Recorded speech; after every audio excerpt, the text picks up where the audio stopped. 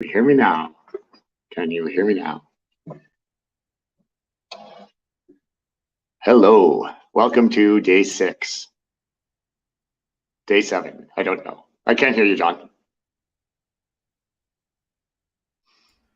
It's day 7, you're losing track. There we go. Yeah, day 7. It all molds into one. I wonder how many full days do we have so far? Like we're going like 9 hours a day. It's going good. Going good. Going good. Craziness. Welcome.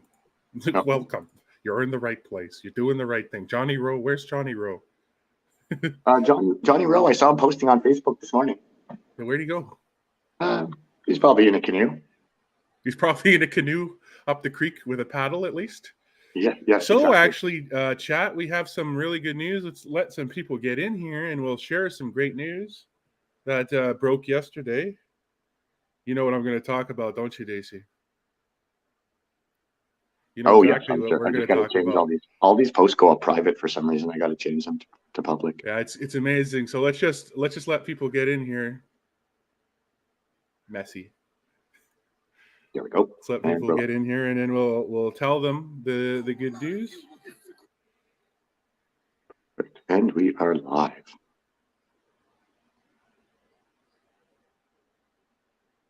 We are live for day 7. How's everyone doing this morning? Everyone's doing good? So there we go. Boom. Let's go.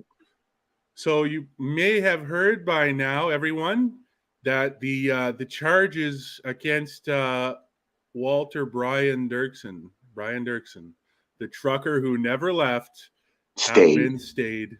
That's good. Huge news. We missed that breaking news with everything going on during the day, but that's incredible news. It is amazing news. Amazing for Brian. Brian was first arrested in Ottawa on the... I don't know why this is constantly adjusting itself. 1 second here.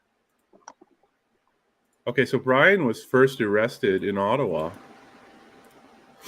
on May 31st, 2022. He was arrested for obstruction of a peace officer. They had come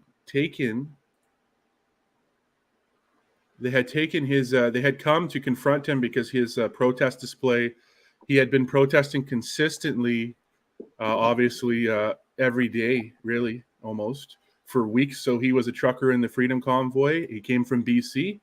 Our boy Brian from BC came up, rolled up, did his protest, had his truck stolen, had his truck damaged, was detained, never charged. And then every day after that, I guess he made a promise and he said he wouldn't leave, and he meant it. So he set up on Bank and Slater, I believe, or somewhere on Bank Street. Yep. And he was there for a number of weeks, and then after the Rolling Thunder weekend, he decided that it was time to move to Parliament Hill, and he stayed there for a number of weeks. And I guess by law, and Ottawa Police conducted an enforcement operation on May 31st. They basically rolled up and said it was a really weird situation. We covered it extensively at the time, what had happened. So more or less, the charges at the time were, well, he was told that if he would have, so like basically an army of bylaw and police came, he was told if he left within like a day, 5 hours or some period, that he wouldn't chase, they wouldn't do anything if he just packed up. Anyways, long story short, a city truck rolled up. They started tossing all his stuff in there, and he had a lot of like memorable, irreplaceable things, like letters from Children of Canada and people expressing appreciation. So they just tossed the stuff, and it was breaking into the truck. So he went to reach and grab one of the posters, and he was instantly arrested on the spot for obstruction. So anyways, the Crown has stayed the charges and any subsequent charges that he may have accrued. I think there was talk about some issues in court. But anyways, the Crown has dropped their charges. So the initial charges and anything that stemmed from it, possibly maybe they were contempt or something type things like that's is good now. I believe so. So I'm not Yeah. exactly sure. I know for 100%. I've personally seen his charge sheet for obstruction of a peace officer, so I know he was charged with that. But stayed today. Now we are missing the hearing. Let's get into that. Perfect. So I recall, yes. And the reports from Hendon did not indicate honking horns or idling engines or harassment or antisocial behavior or fireworks. Is that fair? The only thing I would say is there was some reports of antisocial behavior in respect to perhaps not abiding by mask mandates within the province of Ontario. But outside of that, I would agree with your statement, yes. And blocking Yeah, the access antisocial to behavior. the Wellington Street or to a large chunk or to chunks of downtown could have meant that the trucks would go elsewhere, you said, in the city. Yes. And that would mean, though, potentially that the footprint could be bigger and there could be more disruption in residential neighborhoods. Fair?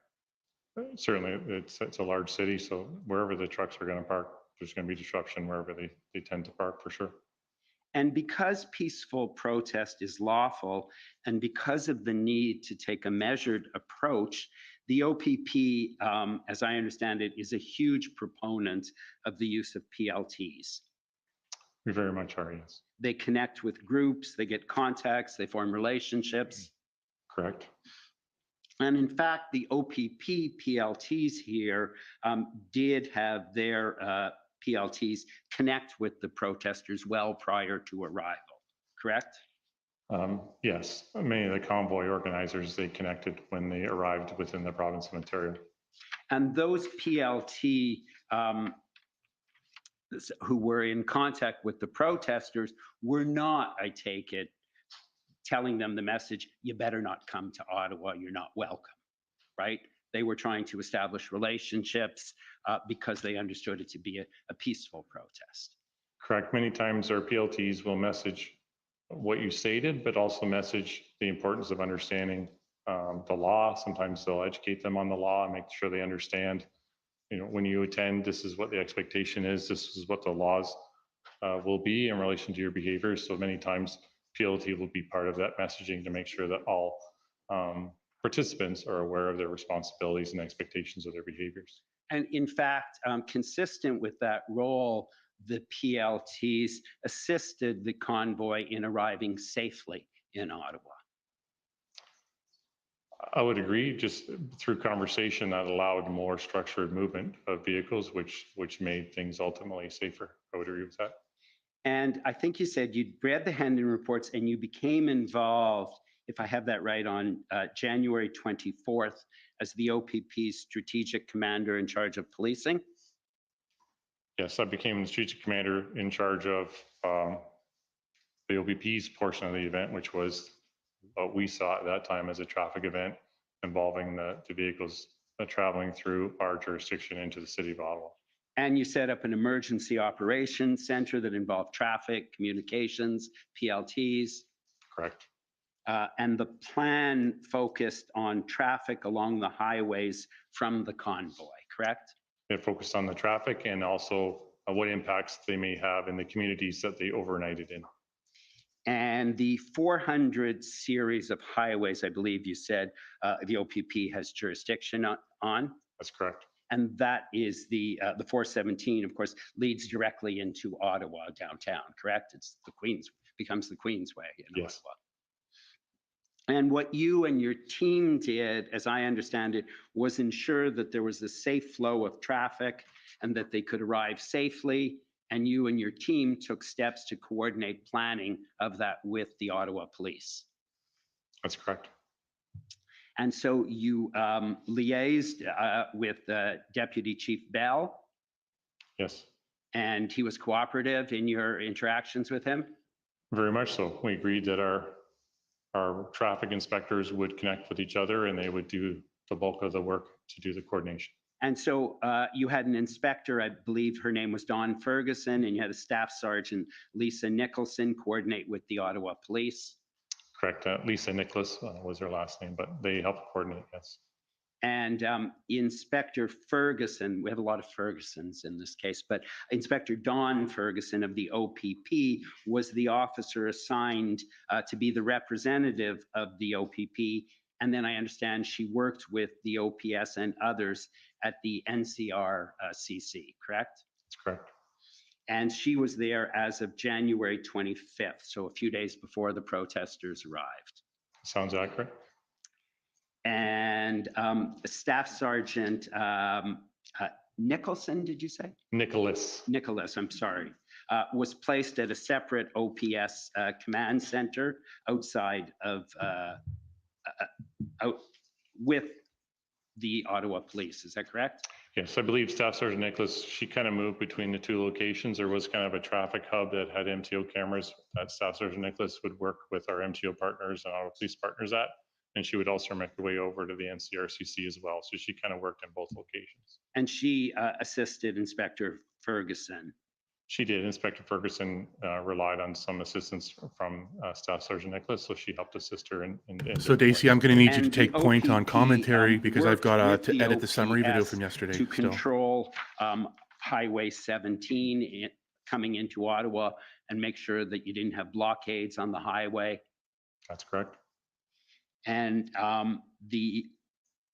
your team, along with the OPS team, wanted to make sure that trucks didn't just abandon their vehicles on the 417 on the Queensway in downtown Ottawa, but that they safely got off and were staged somewhere.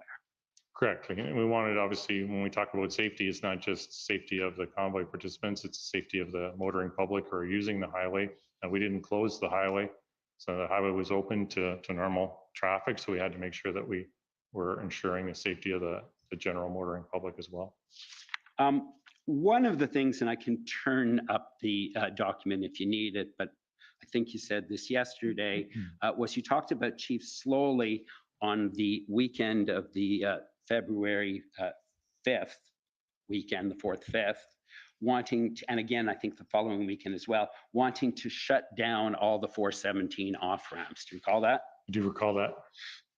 And Inspector Ferguson, as I understand, said in one of those emails, we'll do our best to help the convoys to the identified exits, but the OPP is not going to permanently close any 417 exits unless there's an immediate threat to public safety. And there wasn't, correct? Correct. And so the OPP did not exercise its power to close all the exits to downtown as a result. That's correct. And you instead controlled access so that they could come in safely. Correct. And just so we're clear, I apologize if I misunderstood your question. The permanent shutdown that Chief Slowly spoke about and us selectively picking off ramps for the convoy to come in were on separate dates. Right. But you did make clear that, and I believe she says it in her email, we will not permanently close all the exits unless there's an immediate public safety risk, and there isn't. Correct. Certainly, we wanted to not disrupt the general motoring public as little as possible. That was the idea. So we would close ramps as needed, and then as soon as we could, we would reopen them so that the normal flow traffic, traffic could continue. Sure. And because if you close everything, it not only affects the convoy, but it affects everyone else. Sure. All of the residents, trucks that have legitimate business downtown delivering goods and supplies, other motorists, residents who have a need to be in that downtown core, correct? I would agree, yes. And we saw one of the Hendon reports had pictures of some heavy equipment, an air compressor and an ATV. Yes. And you didn't receive any instructions, I take it, to stop those transports or to inspect them or to not let them into the city, did you? I never received instructions like that, no.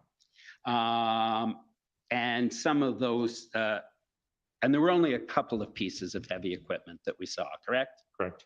And some of those may well have come into the city on a 400 series highway. Correct. If we could please turn up OPP. So 400 series highways are major four-lane 07, highways, divided 74, highways. They're please. under the jurisdiction of Ontario Provincial Police. So one runs right through Ottawa, and then one runs north-south out of Well, Ottawa. I don't know technically, if the you have hard 417 copy is of it. two lanes on You do. either side of the So main it's part of your Ottawa, but January it could be 25th a two-lane notes. twinned highway as well. Yes, twins, yeah. 400 series. Yes. It has to be And at it least is, two lanes in either page direction, 3E, however, I believe. of 167 in the PDF.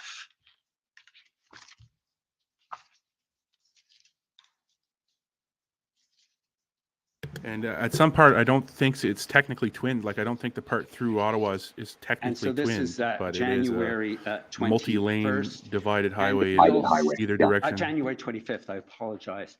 And you'll see at 8:30, you request someone with the Ministry of Transport of Ontario to see if they plan to use weigh scales for convoy trucks, correct? Correct.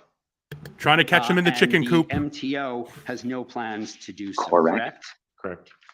And so one of Put the those things trucks through that the scales. There's only a perhaps could have scale eastern prevented, end of Ottawa, some of which that is, heavy equipment or some of those towards vehicles Castleman. was to have waste is where the coop, the chicken. stations That's where the opened chicken along house highway, is. correct? But the MTO It's decided east of not to Ottawa, do that. so it wouldn't have affected the I just western wanted to approach see if unless that they was set up part of their mobile plan, and I scales. was advised That would have it been a was not. quagmire. Unrealistic. Just not realistic for the volume of protesters, and And if I could, they would have please effectively ask closed the you, 417 to westbound, look at, eastbound. again, this to do is in that. your, Would have backed up. it's in- not in your yeah. notes. Oh, I It was it like would a have been a classic. mess. It would have been a mess. It would have been way worse than any 0773. rolling slow roll or anything.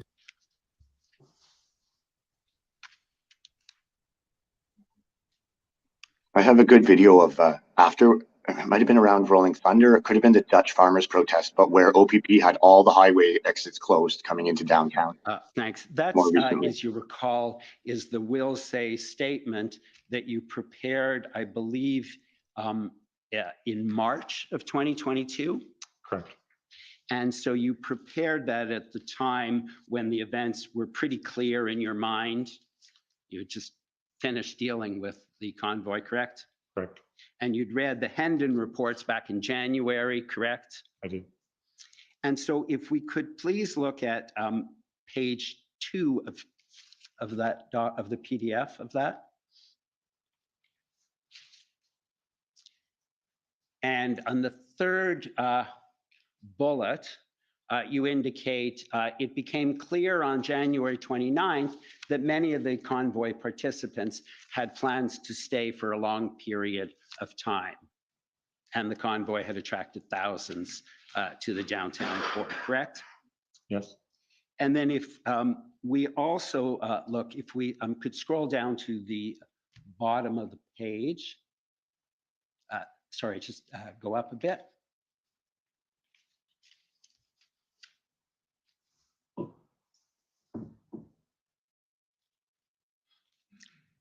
I'm sorry, go to the, sorry, a little bit, go up to the top again, if you don't mind.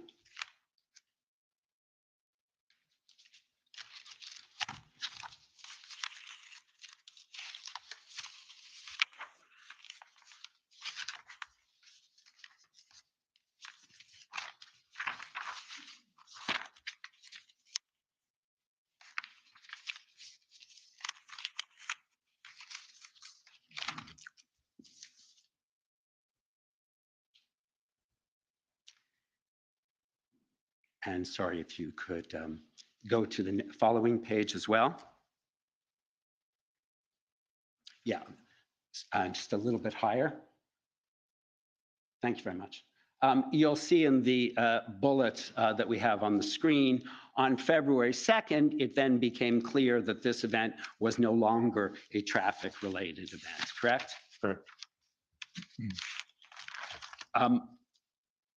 In your notes, and again, we can turn them up, but if you recall, then I don't need you to, but I know in your notes of February 5th, and it's on page 28 of your notes, but you have a note that the chief is in charge and won't change it.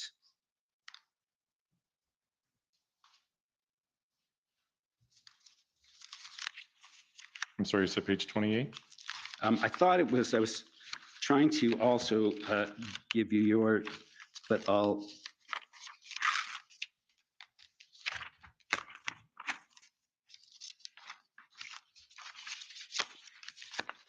It is, I believe. It seems like the 28 OPS is trying to of blame the your OPP notes. for what happened in Ottawa and basically establish them as if they didn't really do enough to stop this thing.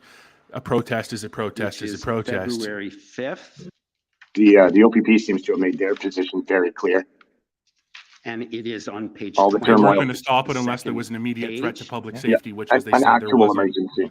An actual And emergency. you see what I'm Or Or referring an to? actual threat to public safety, which as they Can said you there just wasn't. explain that? What did you mean the chief is They in weren't willing to charge take the and risk won't to change go in it? and affect high risk arrests or anything we like go that. back, Because That was is, later. part of This is the teleconference I was so this involved is in, prelude, preceding the convoy. He's saying they weren't going to block where, the 417 Inspector off Jason ramps unless there Union was an immediate threat to is, public safety, which they kind couldn't of giving and us an didn't overview identify. of an email that was sent by As they Chief shouldn't. Slowly, and giving kind of an overview of what he saw and the context of what Chief Slowly's public email order. had to say. Public order. And so these are Inspector Union's words to me saying that there was major critical incident commander, Superintendent Dunlop, but no major incident commander. No one was in charge. The chief is in charge and will not change that, wants lockdown. So these are Inspector Union's words being relayed to me and me making notes. And so what he's saying is this is a problem that Chief Slowly is saying he has to be in charge of this. No one else is. Is that right? This is Inspector Union's interpretation of What's going on? Yes. Thank you. And the following on page 29 of your notes as well, you also have a note that Commissioner Carrick must become engaged with need to display, did a measured approach. Inspector Carrick needs to become engaged with Slowly over members and risks with his unreasonable demands. And what were those unreasonable demands that were being referred to? This OPS lawyer is So not Inspector effective. Union's briefing to us, he spoke about what Chief Slowly was asking, not only of his members, but what appeared to be also partner agencies, which included the OPP. So there was talk about wanting all streets barricaded and contained. And these were activities that I was not comfortable with our members being involved in, and it caused me great concern. So on this call, I expressed that we needed to communicate with Commissioner Craig so you could become aware of this direction by Chief Slowly through Chief Slowly's email. And then perhaps Commissioner Craig and Chief Slowly could have a conversation because I felt that these were unreasonable demands, and I directed my Inspector Ferguson that if there was a request for OPP to be a part of any of this, it was not to happen. It was to come through myself before many OPP members would become engaged in the types of activity that I'd heard about. And I just have two further questions. On February 6th in your notes, and you've actually put an asterisk on it, and just for the benefit of those who are following it online, it is page 28 of 167 of the PDF, but I don't need you to call it up. You indicate at the bottom, lack of autonomy to make decisions. Who's that a reference to? So further up in the notes at 1543, I'm speaking with Inspector Marcel Baudin, who's our PLT coordinator, who the commission will hear from as a witness. And he's describing his members' experiences on the ground in Ottawa and that inability to make decisions and be given autonomy to do their work. And sorry, go ahead. I apologize. I Okay. didn't mean to cut you off. So that was very concerning for him and for his team because that's what they do. Their job is to get engaged with protesters. In this case, it was convoy protesters, establish relationships, determine what their goals are, how can Be right we back. facilitate an exit, what does an exit look like, all those activities, trying to obtain those win-win situations where it's a bit of a give and take amongst protesters and PLT to try to establish rapport and trust with each other. And they weren't able to do any of that. And I can only imagine if that's your sole job and you're being prevented from being able to do that, that can be frustrating. So Right. in my role as strategic commander, I was asked to see what I could do to deconflict that or resolve that because that was their concern. They weren't allowed to make decisions. And you understood that lack of autonomy was as a result of Chief Slowly's direction, as I understood. That's what I was informed of, correct? But in your dealings with Deputy Chief Bell and Deputy Chief Ferguson, they appeared to welcome the assistance of the OPP and they were cooperative with you and engaged with you. Is that fair? Very much so, yes. And Mr. finally, Kowski, you're well over time, so I'm gonna have to ask you to wrap up. sure. Last question. You talked about the PLTs and you understood that Staff Sergeant John Ferguson was in charge of the PLTs in Ottawa. Is that right? For the Ottawa Police, correct? Right. And you understood that he too was frustrated with the lack of involvement of the PLTs. He was supporting what the OPP was wanted to I have. understood that, yes. Thank you very much. Those are my questions. Thank you. Next up are the. So we heard in convoy testimony organizers. yesterday that Wait, they're really setting up slowly to be the fall guy here. That was the OPS counselor. Anyways, continue. yeah, we heard yesterday in testimony that while negotiations in good faith were going on with OPP, that some members of Ottawa Police went ahead and planned to arrest people that were involved in negotiations, and that all goodwill was lost as a result, not only between the police and the convoy or negotiators, but also between Ottawa Police and OPP. Thank you for your service, Superintendent, and for your forthwith testimony so far. I have a few questions for you this morning. Certainly. You mentioned yesterday in your testimony that the PLT use a snatch and grab method, correct? No, they do not use that method. I believe in my testimony yesterday, I indicated that Major Critical Incident Commander Superintendent Patterson wanted to do snatch and grabs and wanted PLT assistance with that. And that actually was one of my main concerns because our PLT units are not used in that fashion ever. So actually it's the opposite of your suggestion.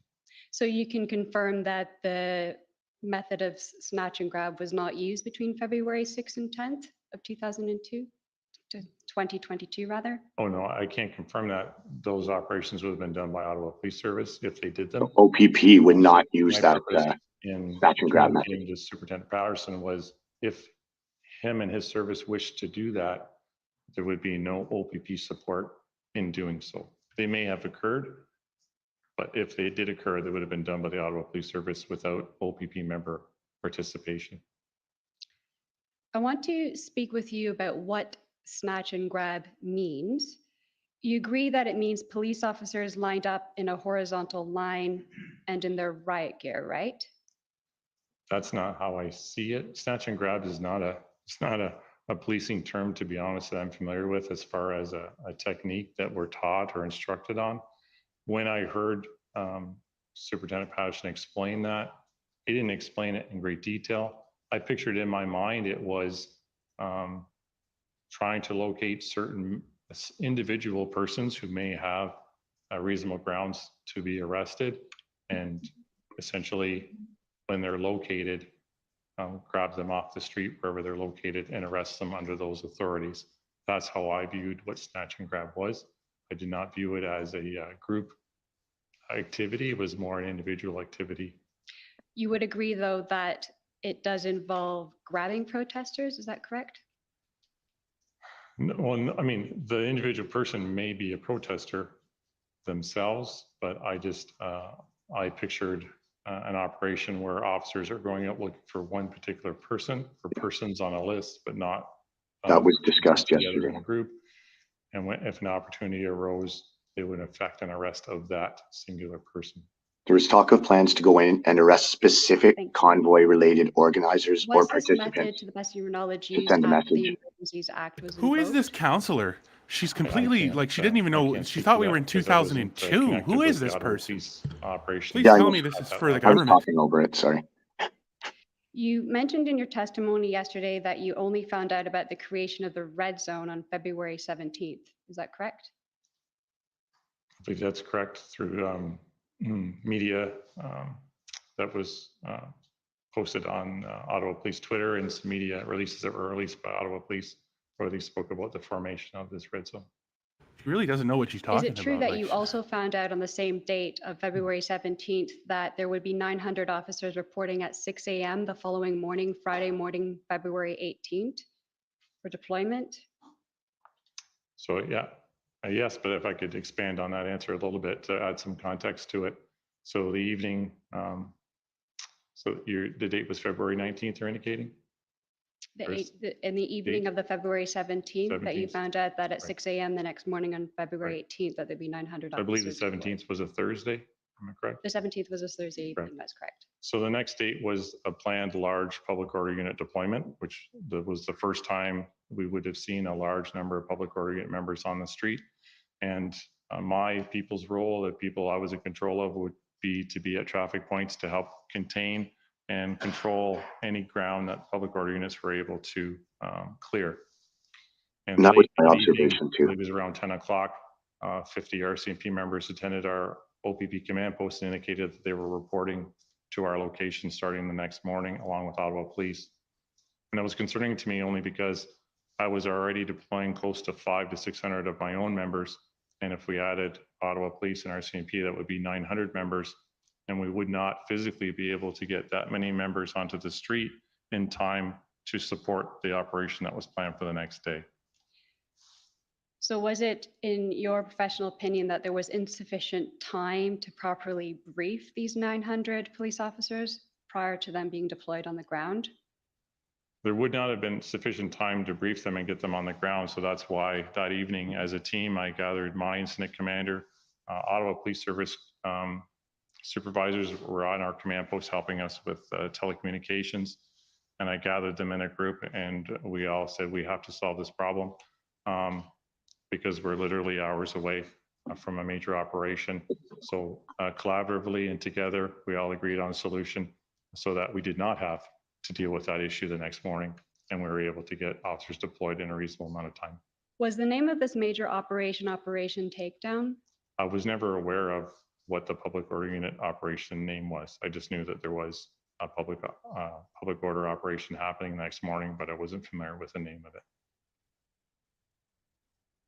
As per the Ontario Police Services Act Regulations 926, all police officers, including public order unit members performing active duty, shall have an up-to-date use of force qualification within the last 12 months. Is that correct? I believe that applies to all serving police officers in the province of Ontario, so it would apply to public order unit members as well. Would you be able to confirm that all officers, including those 900, received those that had that qualification before they were deployed? I would not be able to confirm that because I don't have that information. And if I could qualify on my answer, there is a provision that allows the Solicitor General's office to provide an extension to that 12 months, whether it be due to an emergency. Best example I can give you in this case, when the public order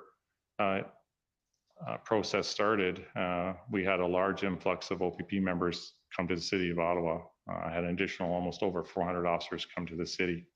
To be able to get that many members to the city, we had to do some logistical operations within our organization. And one of those was to cancel block training, which is annual training for our members on use of force and firearm requalification. So in doing so, some of those members may have gone outside the 12 months. We needed to seek approval. They canceled use of force training to get the people in for some members. That is allowed within the Police Service Act with proper authorities. Was your role after the Emergencies Act was invoked ER logistics and planning liaison? I'm sorry, after it was invoked, what was my role? Yeah, was it logistics and planning? No, my role was as the strategic commander. So I oversaw a team of officers that were led by an incident commander who their job was to organize the logistics of finding out where Ottawa Police needed us, because we were a support agency to the Ottawa Police. And then my incident commander and his team would provide Ottawa Police with the support that they needed with frontline officers. The public order unit command and what they needed for public order unit was separate from myself, and I didn't have direction or control over our public unit Right. members. And you were reporting to Chief Superintendent Carson Pardy, is that correct? Yes, You considered him your commander? I did. Were you involved in the planning phase for the operation, the major operation? Only for, I believe I said yesterday, only for about 48 hours, just in the initial stages when the integrated planning team got started and we had our initial meetings on the 8th and the 9th. And that was the only time I had direct contact with the members of that planning team. And I reverted back to my role of managing our OPP members and our deployments in support of the Ottawa Police. With regards to the boots on the ground, were PLT supporting POUs? I was not aware of what PLT was doing. I know PLT eventually had a seat in the NCRCC with our critical incident commander. So there was always, I believe it was a PLT sergeant that sat beside our critical incident commander. But I'm not aware exactly of what they were doing in the field. Does anyone know who this counselor is? And yesterday you mentioned that OPP I and missed it, John. OPS Sorry. PLTs had an Who's talking? integration problem and communications issues. If anyone is in the that right? chat knows who this counselor is, What was please put it reported up. to me, correct? And also with the POUs? I can't say that I heard of lack of integration within our public order units. That wasn't reported to me. Do you agree with me that after the invocation of the Emergencies Act, that these integration problems and communications problems continued and did not improve? Within the PLT teams, there were still issues. I would have calls with Inspector Baudin, and he would say some days they were making forward progress, and other days they still lacked an ability to understand what the plan was, because until the integrated planning team came up with a plan, there was still no plan. So they still struggled to determine what their purpose was. Were they truly an integrated team between the Ottawa Police Service PLT team and the OPP PLT? Planning seems to have been a big With problem those here with issues. OPS. Okay. And that, in fact, that the problems worsened after the influx of 900 additional officers on the ground on Friday morning, the 18th of February. I don't know if they any worsened. I think they maintained and they were similar, but I don't know that they became any worse.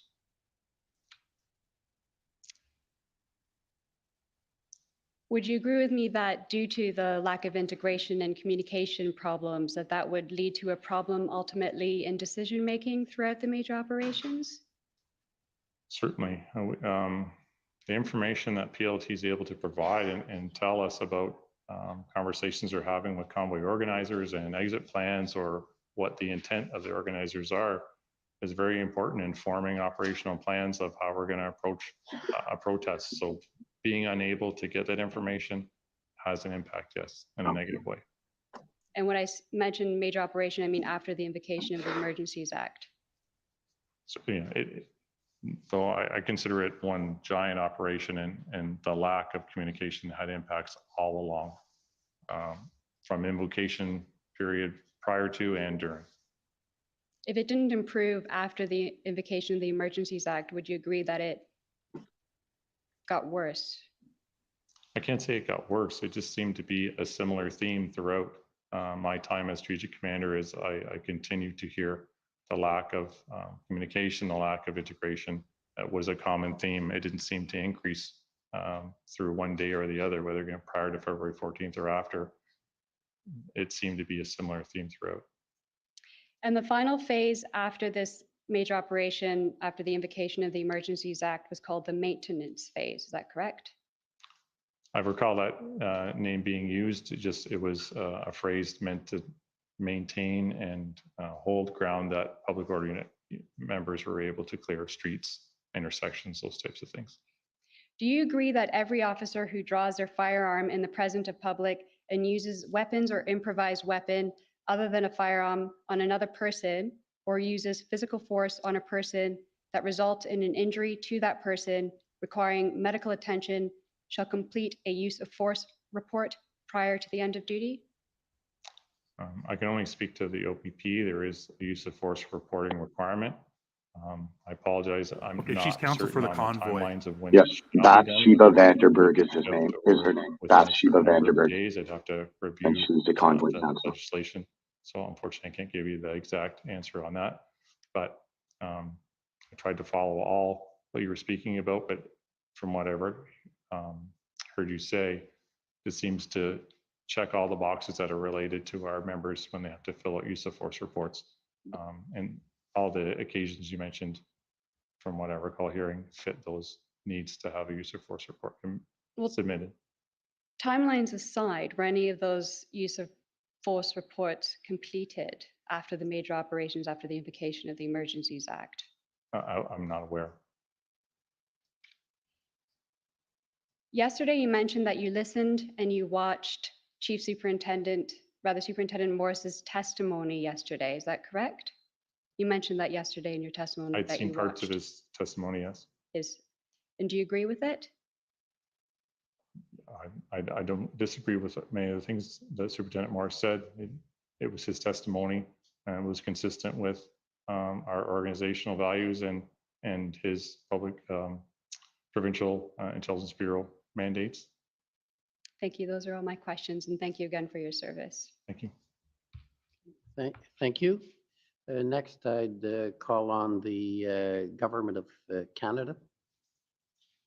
Let's see what kind of damage control they do for yesterday. Yeah, they've had a bit of time to prepare now, so we'll see. Government of Canada.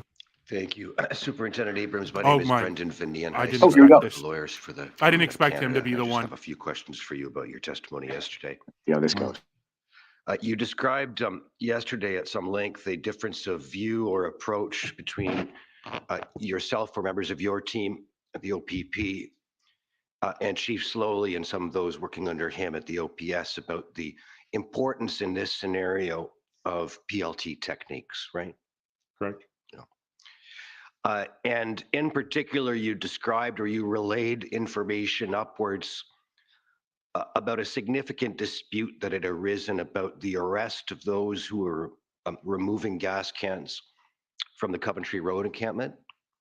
Correct. Yeah. Those gas cans, which were in part there as a supply of fuel to vehicles in the red zone, were a serious concern as to safety, right? Certainly flammable products. Sure.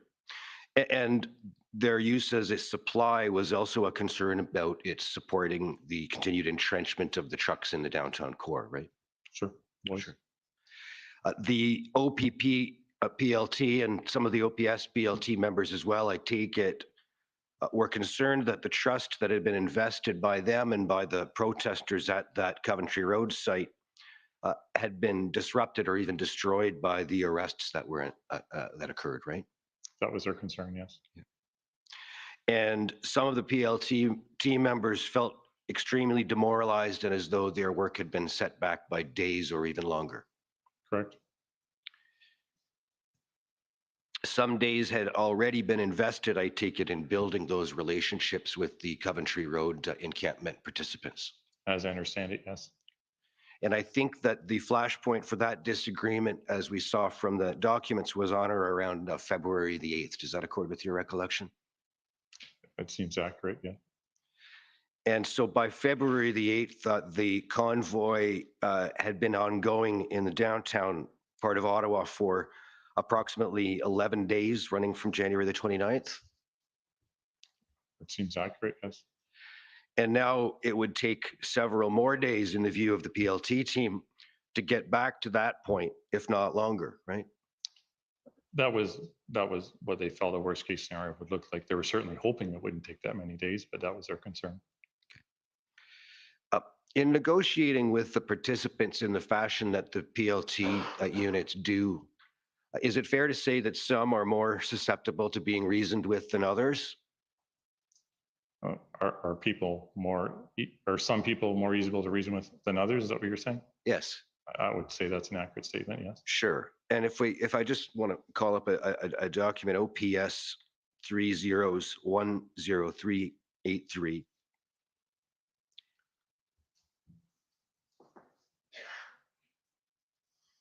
Just by way of example, Superintendent, this is a report from OPS, some PLT members describing, the name is redacted, but one of the organizers from the East Convoy, to give a sense of what certain groups or factions are looking for. Do you see that?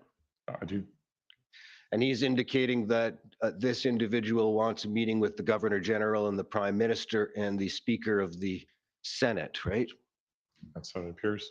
And that was not the sort of thing that would be readily within the control of a PLT unit, fair?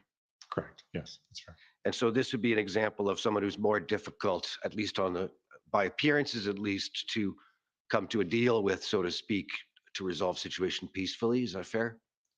Yeah, certainly harder to resolve and would involve more time in trying to adjust their, try to measure their expectations, perhaps. Sure. The government's And really that fishing informs for the usefulness counter of to a yesterday. de-escalation or negotiation approach with a particular organizer or group of organizers, right? The reasonableness of their requirements in order to come into compliance with the law. Yeah, it certainly gives you a very quick understanding of, are we going to be able to have some type of back and forth reasoning, or whether we're just never going to be able to come to an agreement. Just returning to this Coventry Road site, which was the locus of this, contretemps or dispute, whatever you want to call it. That site is approximately, I think, a little more than 4 kilometers away from Parliament Hill in the center of Wellington Street. Is that fair? That's fair. I'm not from the city of Ottawa, so I'll have to take your word for that, but it seems accurate. I'm going from Google Maps, so it's but it's several kilometers away. Is that reasonable at least? Sure, sounds reasonable. And in speaking yesterday to my friend, Commission Counsel, with respect to the conversation that you didn't recall, I think, but that was recorded by Dana Early in her notes from the Windsor side of things. Do you recall being asked about that? Yes, I recall. And you were asked to, I guess, really speculate or about your apparent comment that in Ottawa, unlike in Windsor, the blockade was, quote, not affecting livelihoods. At least that's what she had noted. Do you recall that? Like I said, I don't recall the details of our conversation. I think the notes that were presented yesterday were scribe notes. So she had a scribe attached to her, so was writing down what we were conversing about. I didn't have a scribe during this event, so I'm trying to use my independent recollection about the details of that conversation. Sure, and I just want to be fair to you to make it clear what you can recall and what you can't, which is not being perfectly affected fair. in Ottawa. But I just wanted to return to what you'd said as you speculated about it. You thought that you might have been speaking from your impression gathered driving around Ottawa outside of the downtown core in the Parliament precinct, that it was quite manageable to drive around town, right? Yes, I believe from my recollection, we were speaking about the Ambassador Bridge being blocked and how it was, if you're familiar with Windsor, it's a one-way into Windsor, and if it's blocked, it makes travel difficult within the whole city. And I recall having conversations just about the economic impacts of that international bridge blockade and those kinds of things. And then I recall relating back to her how the blockade here in Ottawa was affecting the city as a whole, not just the downtown core. Sure. Just different geography in a different scenario. Right. You could get back and forth down the 417 and off to the Coventry Road site relatively smoothly. I can't speak to Coventry Road because it's I believe it's on the north side of 417, but I was speaking more about, areas south of the 417 and the 417 itself. And that's quite distinct from what was going on in the heart of downtown Ottawa and Parliament Hill. Correct. If I could just show you a photograph a moment, it's OTT. This was from Mr. Ayotte, some evidence. OTT 30-10005.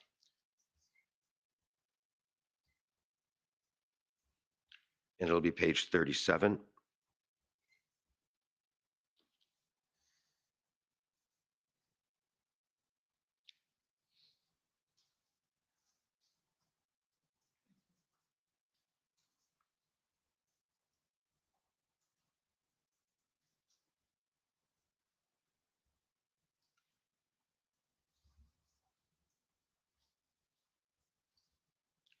doesn't want to come up quickly. Well, do you recall at any point, if I can't get the photograph up, there being a large industrial crane on Wellington Street at certain points?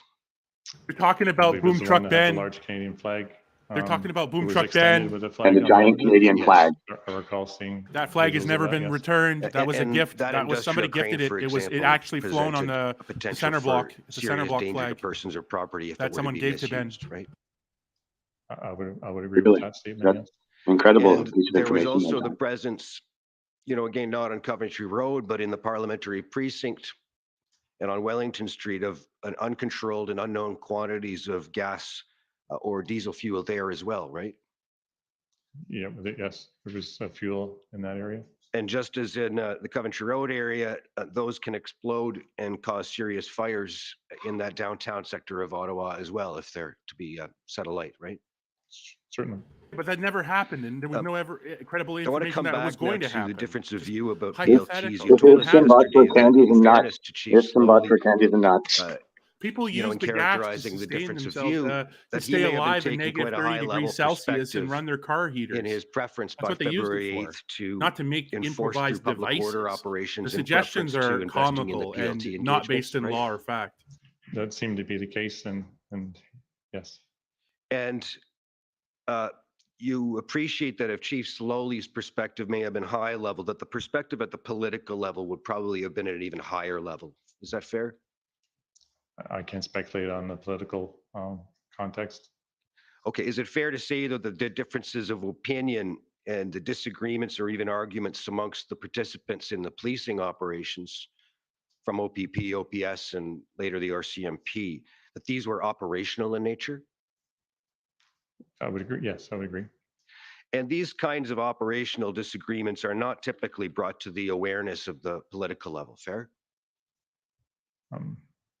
It's not certainly not at my level. It would not be appropriate to directly engage the political level in operational questions like that. Is that fair? It would not be inappropriate. It would not be appropriate. Appropriate. At my level, it's not something I've ever been engaged with. At a commissioner level, a chief level, I can't speculate. I've never held those ranks, so I'm not sure what is appropriate or not appropriate for a chief of police or a commissioner to communicate with a politician. At your level, it would not be appropriate, or you would perceive it as concerning if a minister, for example, were to try to intrude into or give direction on the operational questions you were discussing. It would concern me because of the operational impacts of somebody who's unknown to me having impacts on an operation we're trying to resolve. When you expressed the opinion yesterday that there were ways to enforce that could have ended the convoy's occupation of downtown Ottawa, short of the Emergencies Act, you were speaking just from your own visibility, right? I'm sorry, what do you mean by visibility? I'm speaking just from the things that you can see on the ground in Ottawa and in the trying East to region get- of Ontario. I apologize, I have to get you to repeat the question again now that I understand the context. Yes, when you Trying expressed the to- view that there were ways to enforce and end the convoy occupation in downtown Ottawa, Here we go, short trying of to the get it, Emergencies Act, Yes. you're trying speaking to from your what invalidate you the can position, see on the trying to save ground the government. in Ottawa and the East region of Ontario. Yes, and from past experience in resolving blockades and prior to the emergency. Oh, look at act. his face. Look at the You also Let's chat. acknowledged Oh my yesterday, God. and you'll agree with me that this wasn't an isolated event and that an event occurring in Ottawa would have an immediate impact on what was going on in Coots and what was going on at the Ambassador Bridge. Coots and Ambassador Fair? Bridge resolved Yes, I themselves agree. All without the those Emergencies Act. activities have linkages and have impacts to each other. And that may have been part of the assessment, for all you know, at the political level in terms of what was visible there. Perhaps, I can't be certain. Finally, just with respect to the measures being used, can we turn very briefly to ONT 50168?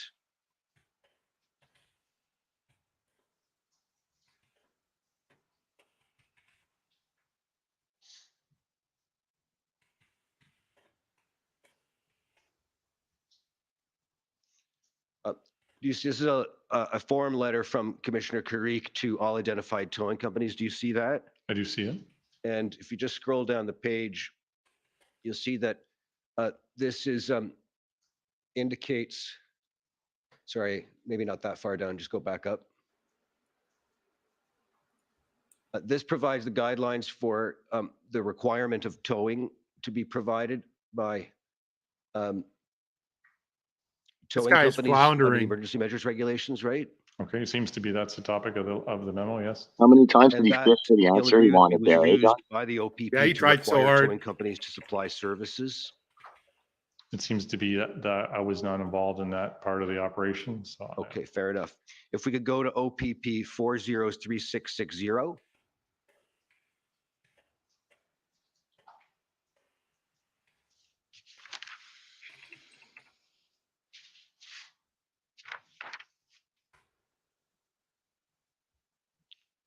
Trying so hard.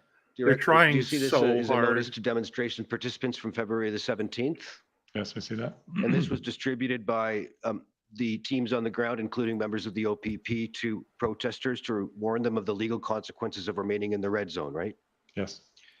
And it refers to criminal red one offenses, is but the if you go last down the one. page, it refers as well, of course, to the consequences arising under the Emergencies Act, right? That seems to be what it says, yes. And by the time the public order operations began in earnest that day, the 17th, Trying so hard to discredit it. communications like what he this said had yesterday. had an effect on reducing the footprint of the crowd. Is that fair? Because I wasn't involved in the integrated planning group or seeing reports from PLT, I can't say whether it had a positive impact in members or people, protesters choosing to leave or not leave. Just because of my role in that period of time, I was insulated and focused on just deploying my members in support of the Ottawa Police Service. So I wasn't getting reports on, you know, how many protesters are choosing to leave. Or In my experience, the no one success or left because of those non-success papers. Items like this. Yeah, they didn't do anything. I But have we copies appreciate, of at least from the the perspective escalating of the colors. consequence that First it's one is attempting blue, to then red. communicate. That's the Red. purpose. My friend of it, has right, one is framed to on the allow for a wall. peaceful Yeah, I have one opportunity as on well. their part. Yes, Did I you mean, frame it? this is exactly Not yet. My Not yet, buddy however. framed it. spoke about. This is one of those Framed it like in communication mediums February. that PLT uses to communicate with protesters so that they understand, because some may not understand that they're committing an offense, and this may be the consequences if you don't. Sometimes there's timelines put on them, sometimes there's not, but this is classic PLT communication process, yes. And in your experience, it's effective, right? In my experience, it has been very effective, and because it follows the measured approach, it follows the framework, it makes sure that anybody involved in the protest clearly understands jeopardy, understands police timelines in relation to what we plan to do. We're open, we're being honest, and so there's no misunderstanding or miscommunication about what may be occurring into the future. And this public If we warn order you operation, with a so threat, far as we you're can do what aware, we want. was able to proceed in Ottawa without death or serious bodily injury to any of the participants? There was bodily injury to participants from I saw some people, excuse me, there was some injuries to people. I understand the SAU became engaged in some injuries. So there was injuries to participants I'm aware of. And that's just me seeing the media. Those weren't things that were reported to me through a chain of command or anything like that. Sure, but you're not aware of any death or serious bodily injuries? I'm not aware of any death. I have to say that I saw serious bodily injury because if you look at the definition and mandate of the Special Investigations Unit of Ontario, they only become involved when there's serious bodily injury. So Did you because they note were that? engaged in one incident, I'd have to say that serious bodily injury within that definition Keep these occurred up. in that situation. Keep these up. All right. The Oh, the government account. He's broken. He's broke. He's broken. He's trying so hard to save Trudeau. His job's on the line, chat. This guy's going to need new work. Communications, as far as you knew. This is fantastic. And that was the purpose of the OPP's assistance throughout the convoy to begin with, right? Was to resolve the situation. Along with our partners, it wasn't necessarily OPP's job to resolve the situation. No, but that's the purpose of OPP's assistance. Yes, to try to help to resolve, yes. And when the EA was revoked, the act was revoked on the 23rd, you directed the employment of common law powers to prevent further assembly for approximately another 24 hours? Correct. And then you concluded that that power was no longer necessary or applicable because the situation had been resolved? The situation had been resolved, but more so, and there was no police intelligence to indicate that the convoy participants were going to reattend and continue to commit the offenses that they were committing. So therefore, we needed to fall back. Thank you. Those are my questions. Thank you. Phil. Thank you. Next, I'd like to call on the lawyer for former Chief Slowly. This is going to be good. Basically, everyone's describing slowly as uncooperative, one way or the highway, not using PLTs, not leaning on public order expertise or Commissioner, just expertise of before I people begin, I believe who have I, other things and I other think- knowledge. not, It's his way or no Yeah. way. many of my friends, some of my friends have gone a little bit over. I would be grateful if I could have a bit of an indulgence. If I need to use some of the time that I have been allocated for the witness this afternoon, I will cash that time in. Oh, I've not seen that type of trading go No. on, and I don't It's want a to PLT encourage it, it's a but PLT, I have been a little bit liberal because it's Friday, but, and we don't have as much of a heavy schedule, but so I will have some indulgence, but please don't abuse it. Understood. Thank you. Superintendent, you first got engaged in this. You've He told needs us more when you time. received an email. slowly was thrown under the bus, guys. Assigning you to 100% he this was. Event on the 24th of January. Yeah? Yes, sir. 3 days out from the first convoy truck rolling into the city? I'm not, so that was away from the workplace prior to, so I'm not sure when one truck may have arrived in the city. The majority of the trucks were planned to arrive at the end of that week. So I can't state what trucks were in town on the 24th of January. No, sorry, 3 days out from when they arrived. You came on the apologize. 24th, Yes, right? I was going the other way in the calendar. You were, right. So am I right that you were given by your commander, I think you got it in the afternoon of the 24th. So you get it 4 o'clock or some such thing on the 24th, and you've now got 3 days to develop your plan and your strategic command. Yes? Correct. Okay. And what you did was you looked at the information that was available to you, Project Hendon, yes? Yes. And you spoke to your colleague, Superintendent Morris. Yeah, Superintendent Morris, I was part of conversations where he would inform us of most current intelligence, what was occurring. Yes. Yep, just stop. After you got the assignment, forgetting that you get the Hendon reports, I get that you received them all. Yep. Yeah. But after the 24th, before you deployed, you spoke to him and got a briefing from him, right? It sounds accurate. Pardon me? I'm assuming I did. Yeah, sure. made I know. calls. I've got, let's help you with the notes. Sure. OPP 50774, please. You've looked at This these is going to be an before you came explosive to us. exchange. Are you going to My notes? tap in, Did you look Chris? at your This is going to notes? be heavy. I've looked at my notes many times. Yes. No, I know, but before you came here, did you look at these? Yes. Okay, good. So it's, I don't want to test your memory, but let's look. This is Monday. You're working from home at that time. Do you see? Yes. And 0948 email to Intersect. You told us about that. Discuss the convoy issues, impacts in all of our areas. 1305 Tovel, I think that's one of your colleagues, doing a traffic plan for the convoy arrival. Speaking to OPS traffic. 1554 Intersect email, that's you sending them. Convoy 28-29 January. Everybody thought this was a 2-day protest, correct? Yes, I'm just trying, when I look at the dates, I think the dates are indicative of arrival dates as opposed to event dates. Okay, well, let's carry on. They were going to get through Arnprior on the 28th, 3 convoys above that. 29th of January, He's into angry. Ottawa. Slowly, council. Whew. We'll slow, this is OPP's plan. We will slow traffic, but not block. The intention is to hold a peaceful demonstration with no hostility. Forward to Chief Thomas, Inspector Tovel, and Semple. That's a good idea. That's your To team, not have right? hostility. Is that And not a good just- idea, Chris? To add Yeah, I would context, say, let's have a peaceful protest. I'm not saying that the OPP will slow down traffic. The convoy organizers have stated that they will slow traffic, but not block it. I understood. Thank you for that. And what you were going to do to get to this, the traffic plan was to effectively escort the convoy to Ottawa. We didn't want to do any escorting. So there was no OPP vehicles necessarily, in front and back and follow us. It was more monitoring. Okay, so you had cruisers, did the cruisers have their overhead roof lights on or not?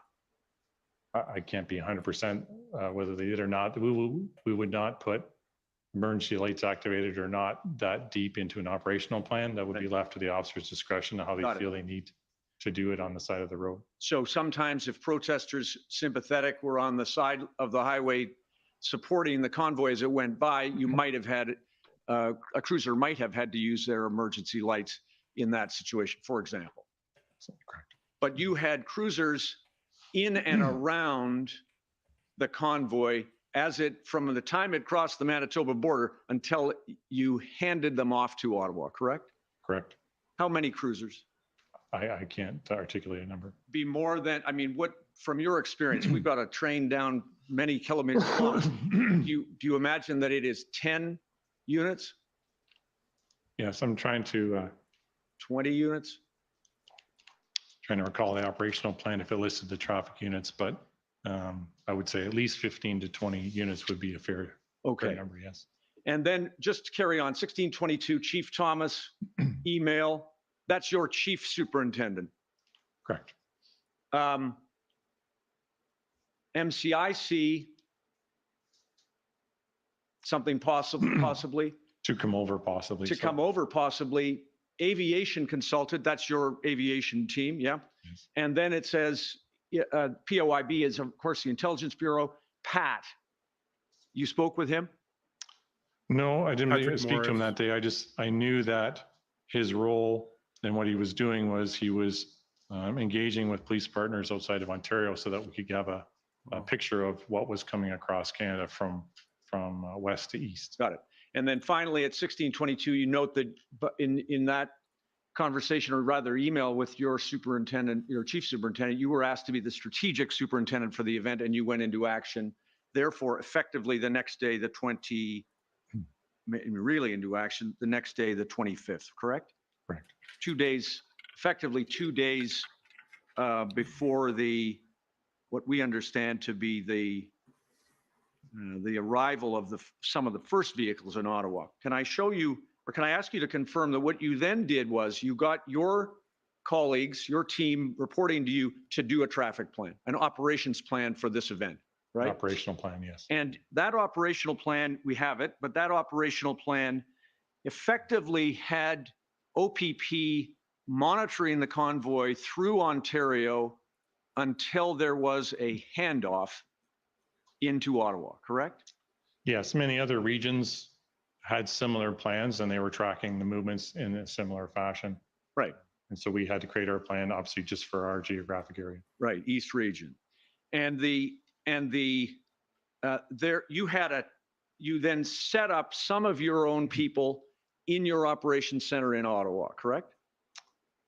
It wasn't our operations center. I put Inspector Ferguson in the NCRCC and Staff Sergeant Nicholas between kind of a traffic building that OPS had in the NCRCC, and I had my emergency operations center at our East Region headquarters in Smiths Falls. And where were you located during that time? The weekend of the convoy, were you in Smiths Falls? I was in Smiths Falls. Okay, good. And you had a couple of people you've described on the ground here in different places. And did you have in Smiths Falls any other people with you as part of your team managing the event? I had assigned an incident commander, Scott Semple. Okay, in And- Smiths Falls? Yes. Okay, got it. Smiths Falls to Ottawa, help us with the geography. Southwest, 40 minutes. Okay, got it. And then you had, am I correct, you did not have resources, logistical resources, or any other kind of resources for an event that was going to be longer than a weekend protest, correct? That is correct. And the reason that you didn't is because your review of the intelligence available and the information available to you at OPP pointed to a 2-day protest.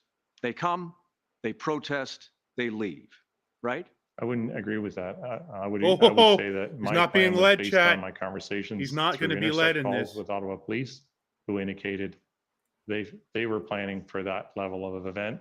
Therefore, Yeah, so it was the I. OP. It was the well, OP, so the one OPS thing who we was don't incompetent do, here. or do we, That was him. is defer to another police service when we make our own plans at the OPP. So Slowly is solely responsible for input, everything. Thank you, But Slowly you did Council. not, you're not telling the commissioner that you didn't plan for an extended, protracted 3-week event in Ottawa because the Ottawa Police Service didn't, correct? No, certainly not, because Okay. as we saw and as I explained in my evidence before, is we expected a traffic event that was going to end downtown in the city of Ottawa. So we did not plan based on intelligence, based on Hendon, based on any other information source that we expected vehicles or protesters to clog up provincial highways, which we were including responsible CSIS and RCMP. for communities for more than an evening, and we expected them to be lawful in that one evening. So all of those parts indicated, for the OPP's perspective, a very quick event, essentially a one-day trip from different areas of the city into the downtown core, and that would end the OPP's involvement in the movement of those vehicles. Yeah, and the OPP plan, we can look at it if you need it. The OPP plan describes in language the handoff. You were going to hand off after they were finished traveling over Yeah, the 'cause there's provincial highways jurisdictions. It's not into their the city of jurisdiction Ottawa, in the correct? city of Ottawa. Your expectation was that as many as 3,000 vehicles were transiting going to through be in the city of Ottawa, on and OPP you were jurisdiction quite highways. content with what you They were saw the from church OPS. They fulfilled was their their mandate. plan They to did allow their the job. convoy operators The incompetence to is in the hand protest, of the correct? OPS. The Sorry, Slowly numbers were Council. uncertain. Ottawa Police indicated that they thought they could handle 3,000. Hendon and other reports, as we've seen, didn't specifically exactly say X number of vehicles, but I was satisfied based on my calls with Ottawa Police that they felt they could handle that number of vehicles. Yes, and you knew it wasn't 3,000 once they got there, but you knew that. Indicators were just the vehicles that crossed from the west that was in the 800 range, and they may pick up some as they move south. Got it. But And so you were content to hand off to Ottawa in the expectation that the team that you had put together as the strategic operations lead here would allow you to manage that convoy as they left Ottawa as well, correct? we didn't know what the exit plan was. So we always had to be ready and available to write what that exit plan was. So that was an unknown to us as to would they exit en masse, would they exit slowly? That was uncertain. But in addressing that uncertainty, you were content that the team that you had in place was appropriate, correct? That we felt we could manage, because a mass entry is not much different than a mass exit. And so therefore, right, and therefore you did not plan, you didn't bring any additional resources for anything longer than It's not the their weekend mandate. protest that you thought No, was. It's not their was mandate. going It's to not be their Correct. jurisdiction. Correct, 'cause Ottawa as has a you noted municipal in my police notes, force who's once it looked like responsible it was gonna for the be prolonged, municipality of I Ottawa, had to have less meetings the with other my command team to say, jurisdictions. let's plan That's for plain and extended simply the event. fact. 29th of The January, Ontario Provincial I Police's believe, mandate is not for the maybe municipality a of little later, Ottawa. is the That's why we first have a time that municipal you police force in began to Ottawa, assemble and municipal resources failures for in Ottawa are a the different responsibility event, of the correct? municipal police force. Correct. and the Sorry, Ottawa Police Slowly Service Council. was in the very same position that you were in, correct? This guy is just trying to achieve. Position as in Peter Slowly is not described as an planned for angry extended person event. yelling at Yes. people in the It hallway, seemed to sending be, people certainly home. in my His way or the conversations with, highway, cop on every Deputy corner. Bell Let's on go the in and arrest 31st, these I people. believe No was plan. the first time Guns that he a indicated blazing. that Well, not that's not what he he felt said. this was But gonna be a Rambo protracted style, event, more or and they were less, planning snatch for and what grabs, could this be a and that. 4-week event. And they PLTs to the made a- wind. Good they faith made a to the shift wind. My way or the highway. And kind in of their guy. planning and That's what the operations, testimony has just like you described did, him as correct? here. And Slowly's counsel is obviously Yeah, trying we sent- to yes, for salvage sure. that a little And bit. what you did Not very well. in advance was send a Misunderstanding public order unit to Ottawa jurisdictions in and advance. how This was things part Let's of listen your here. planning, but you sent them to the Well, thank you, Chris. to the PPS, Parliamentary Protective Service, correct? Yes, so I can explain the Yeah, structure. I mean, if you need to Is that- make an explanation, go ahead, but I I just need need to the explain facts. because it wasn't my direction. That's why I need to explain. Okay. I did not direct those resources. As strategic commander, I did not direct public order unit operations. I did not direct where they went. They reported to me to tell me what they were doing, but that happened through our Field Support Bureau. So in your question, I did not direct that. Fair enough. Thank you for that clarification. OPP sent a public order unit, but they didn't send them to the OPS, they sent them to the PPS, correct? That is correct. Okay. And then you PPS set was out given priority calls at the start. for resources. You needed to make a new plan and you began to get resources in the form of additional personnel, correct? Yes. How many additional personnel? At the very beginning, we reached out to say, look, we have 18 members right now that we could pull from local detachments. And it started from there and it continued every day, Right. continued to rise from there. It was obvious to you as a person with experience in this area that the Ottawa Police Service would not be able, with its existing resources, to manage this event, correct? Once it changed its complexion, right? I didn't know that until I heard that directly from their own deputy chief. Okay. I made assumptions that I felt that they had come up with a plan to address many different options that may have occurred. So the plan, we'll talk about plans, but just talking about personnel, you knew from your experience with Intersect, the size of the Ottawa Police Service did not allow it to manage the event that this had become, correct? Yes, and I learned that through those calls. Yes, but did you need to be told that? If so, that's fine. Or did you know it from your own experience that they were overwhelmed in numbers? I had to be told that because I couldn't assume. I knew they have, I believe it's 1,200 or 1,400. They have many members. And at that early stage, it was hard to know whether that many members could contain what was happening in those first day or two or not. Okay, I got needed to hear that from them because I wasn't on the ground to And see so what they were dealing. that's fair. So then you needed to be told that by them and they told you that. Yes, And what they asked for was help, correct? correct. They asked you for help as early as what do you say, the 31st? I'd have to check my notes, but it was one a Saturday or Sunday, yes. Okay, got it. And when they said they wanted help, they told you they needed help in particular areas, right? Correct, Very specific areas, correct? correct. And am I correct that you were unable at that time to give them all the help that they wanted? I don't recall that. When I talked to Deputy Bell, he said his immediate need was for traffic control. He needed officers to be able to relieve his officers downtown doing traffic. So we were able to provide those bodies. We started with 30 a day, and I was able to provide those bodies within my own region in short order. There was never delay. It was not adequate, correct? He needed more after that because he indicated that he would probably come to 60 when the formal letter would come from Chief Slowly to the Commissioner Creek.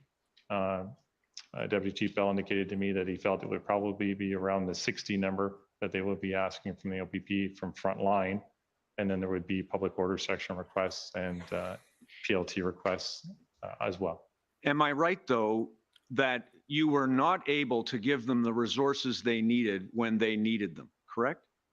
I believe I was able to give them when they needed them. Okay. So what did you do to get resources? Were you confined to moving resources within the East region? Or did you put in a call to your superiors or the other parts of your command to get additional resources?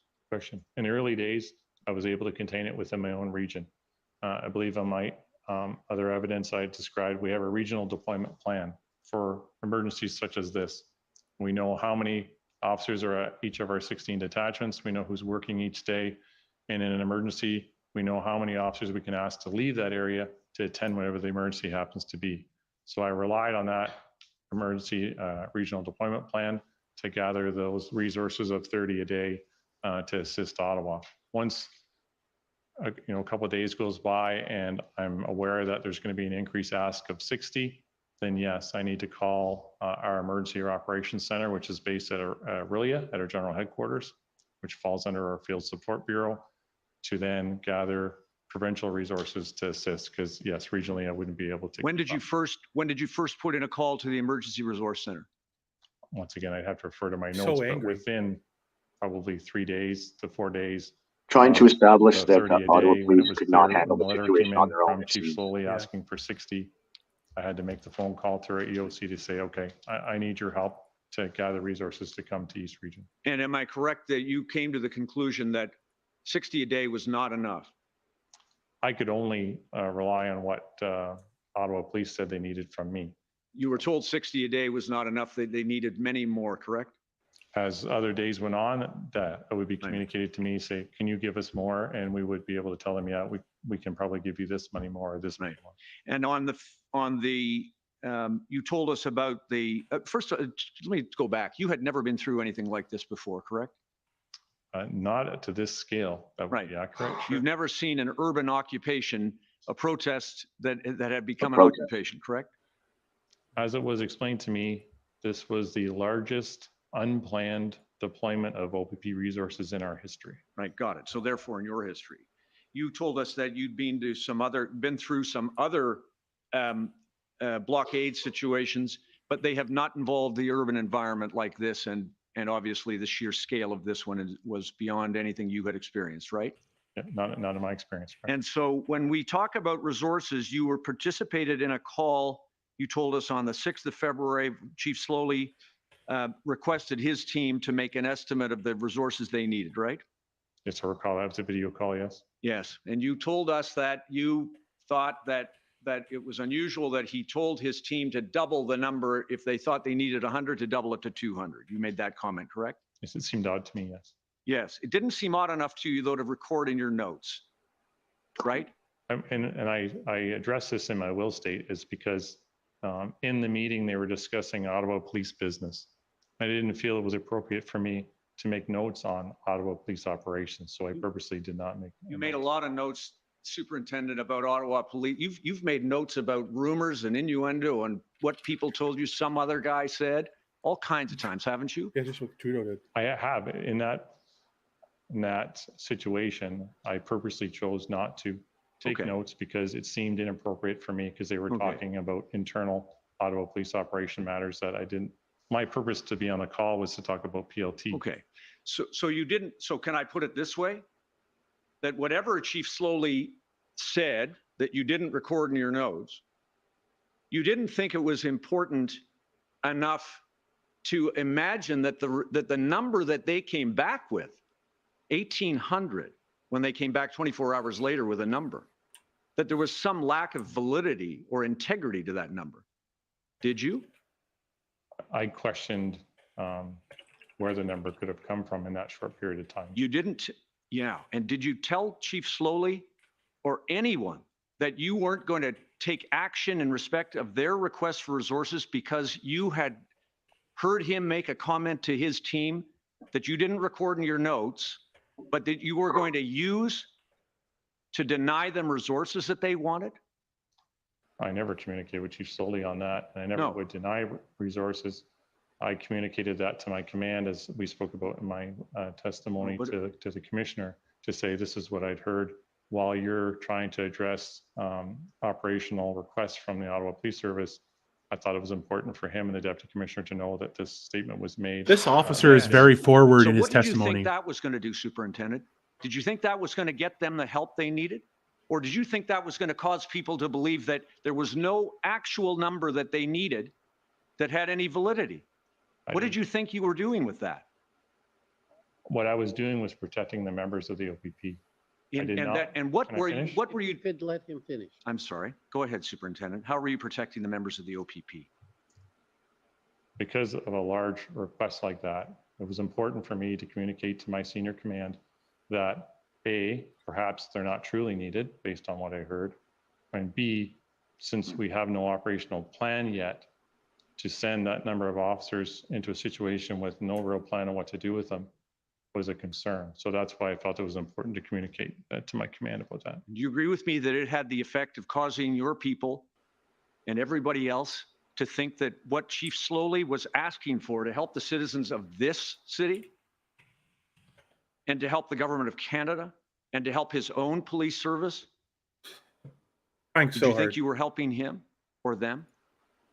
I think it was helping everybody have the proper knowledge before they made decisions to deploy resources.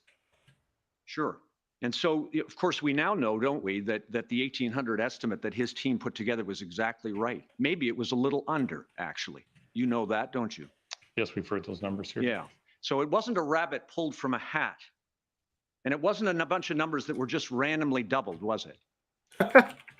Well, how do we know? It seemed to me as a number pulled from a hat in that short period of time. Do you There we accept go. now that it wasn't a number pulled from a hat, that his team worked very hard to actually get the number that they needed? Do you accept that now? No, because No. there was no. No. time. Okay, And that's, of accept that. course, what you Wait, passed if on. you could- Again, you I'm sorry. interrupt them. Please, let them finish. Thank you, I know Commissioner. you're over your time and I'm being generous. You're over Thank your you. time and you're badgering the It's witness, sir. important to be fair to the witness. Of course, Superintendent, go ahead. From my experience, as badgering we the talked witness. about, we build a plan first and then we add numbers to it after. The fact that the numbers fit the integrated planning team's plan, I don't know that that connects to the work that his team did within those. Oh. Did you look at it? The integrated plan? No, did you look at the numbers that were on the table that his team put together? On February 9th, when I attended the meeting downtown with the integrated planning team, that's the first time I was presented with the 3-page document that showed the 3-page numbers document. that they were requesting. So before you even looked at it, you made the statement that it was an overestimate and that it was not a valid number? You didn't even look at it? I never indicated in any of my communications that I felt it was an overestimate. I just wanted our senior command to know that when the Ottawa Police were trying to determine how many people they needed, this was the direction that their chief gave them. That's all. I did not opine on whether I felt it was adequate or inadequate. I never said You that. cast doubt on it, didn't you? I only said that there was suspicious that how they could come up This with a guy's number like badgering that, the and witness. certainly Yeah, the incredible. He's just suspicion that combative. number would be double. Asked and answered, And counsel. then you passed that on to the Asked and minister. answered, counsel. You Moving passed on. you passed on an incorrect number to the minister, didn't you? I did not do that, no. The minister, the solicitor general. The Did you see deployment, the minister's statement? we're talking about two separate events here, sir. Okay, let's move to the second one then, if you want to think it's a second event. Did you pass on the number to the minister? Please, let's to ask questions, You've been told once. turn things around, please. Be fair to this witness. Oh, So be the fair video with this call- witness. When I met with Chief Solly and he talked about having his team go away, that date was February. You have to help me, counselor, on the date that video call happened. You just mentioned the date. Do you recall the date? So, I had moved on to the statement that the minister made. okay, so irregardless of I'm the happy date. to go back if you want. So February 2nd, I received an email requesting, we have in the OPP, a representative within the government buildings in Toronto, and they're a liaison between government and the OPP. And I received an email from that unit saying that Cicero General wanted a number of OPP members who have been in Ottawa since the beginning of the event. So I asked my team to create a chart which indicated the numbers from the beginning of the event until the 2nd of February. And I described what that chart looked like yesterday. It included numbers of logistical people, EOC numbers, frontline members, public order unit members. And I emailed that to my chief superintendent. And since we're a paramilitary organization, you follow the chain of command. And then I assume from that point on, those numbers that I obtained were moved up to higher levels. And the minister on that basis issued a statement to the public and in the House, in the legislature, correct? I became aware of that later. I wasn't aware of Yes. it at the time. And it was erroneous. I can't say that. Well, there weren't 1,500 OPP officers here, were there? In a day, Chief Solly, in his concerns to me that when we had our meeting, was he felt that that media release indicated there was 1,500 OPP officers in his streets, in his town that day. Yes. And that impacted, now know this, it impacted what the RCMP considered the Ottawa Police Service needed. It impacted the way the public in Ottawa thought that the OPS was handling the matter. It impacted the council and all of the other things, didn't it?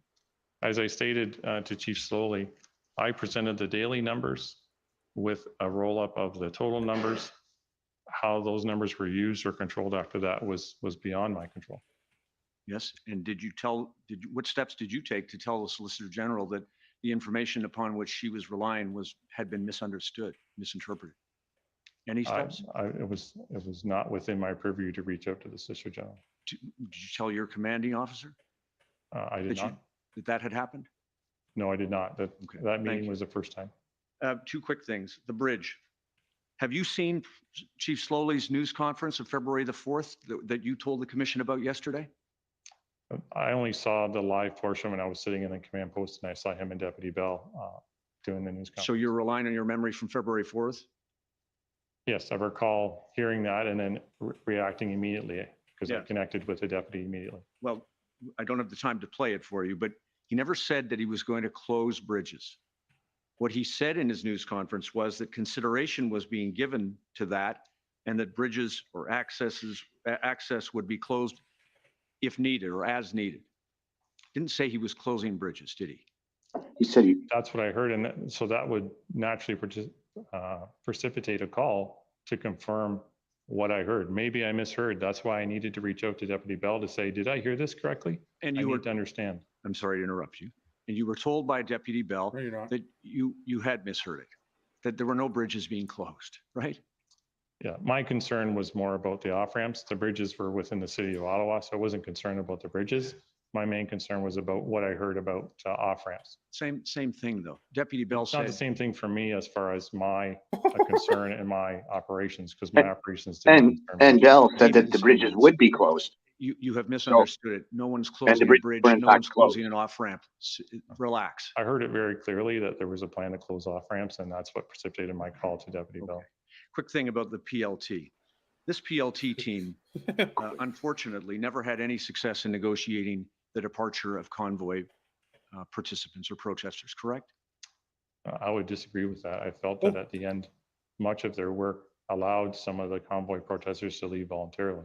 So prior to Oh the- my I God, should this have is a been nail in clearer, the thank you. coffin for the government. Prior to the public order operation going into effect to clear these streets, PLT had not succeeded in negotiating an end to this protest, had they? Well, certainly, the protest was still ongoing when public order had to do what they And as did. we heard in Yes. testimony And so yesterday, Coventry they lost Road all goodwill issue, when OPS went behind their PLT had backs and started negotiated, arresting people am that I they were correct, negotiating was with in that good faith. protesters could take their fuel from Coventry Road and place it in a different depot. I wasn't aware of the particulars of that because PLT didn't report to me.